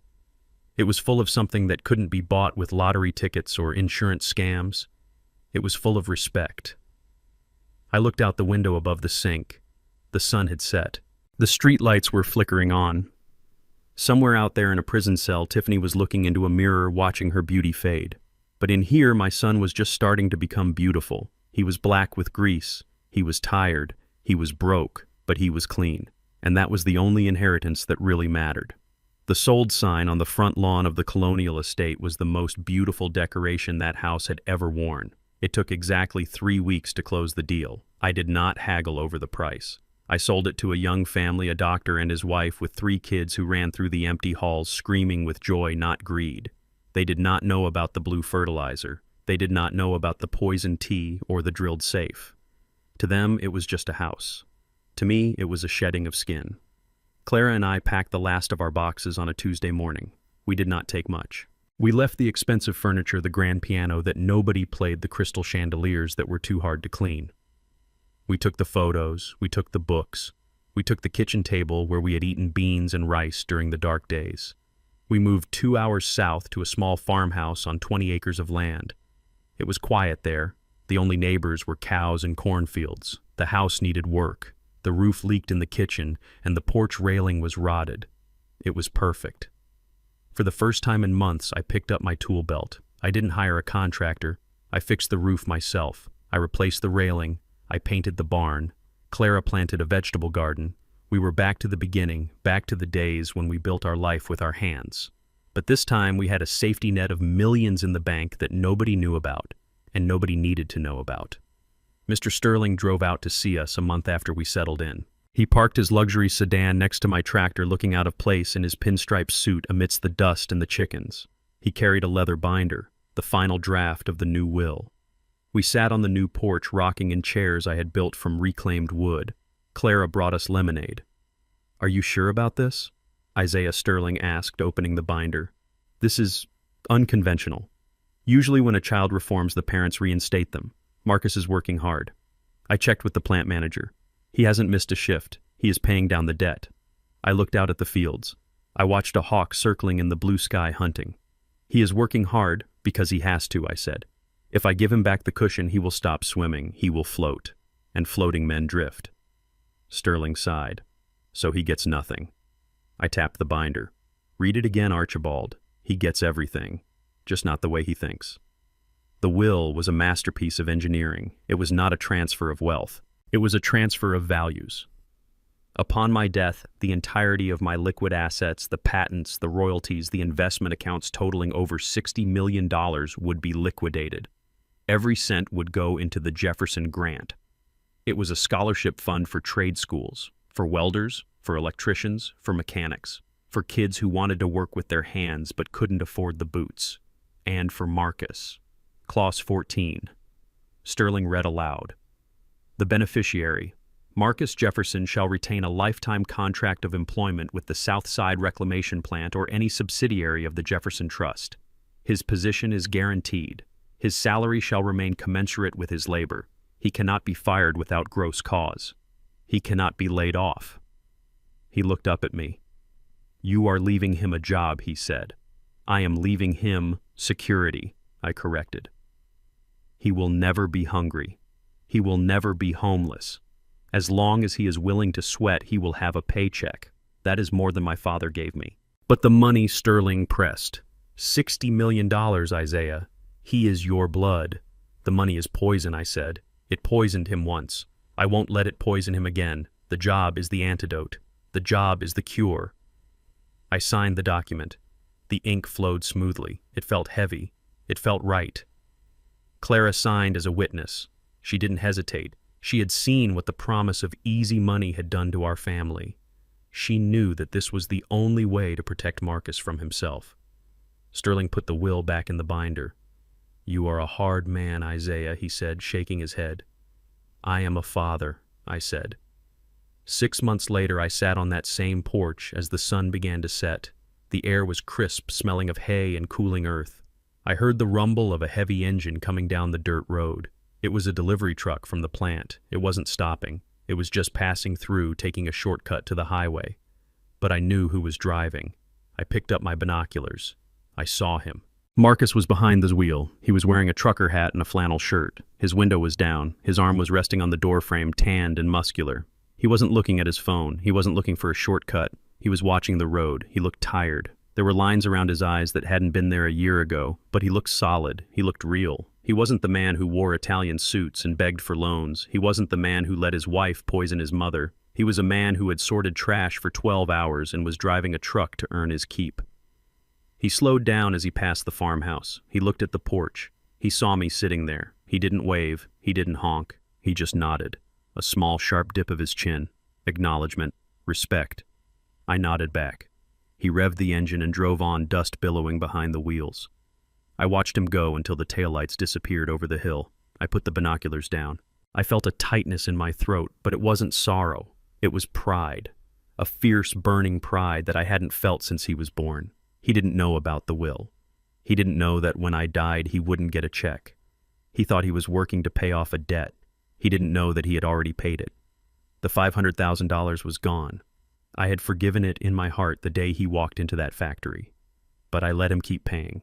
I let him keep writing those checks every week, because every check he wrote was a brick in the foundation of his character.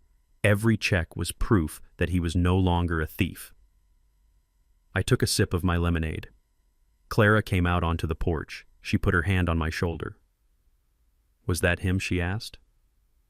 "That was him," I said. "How did he look?"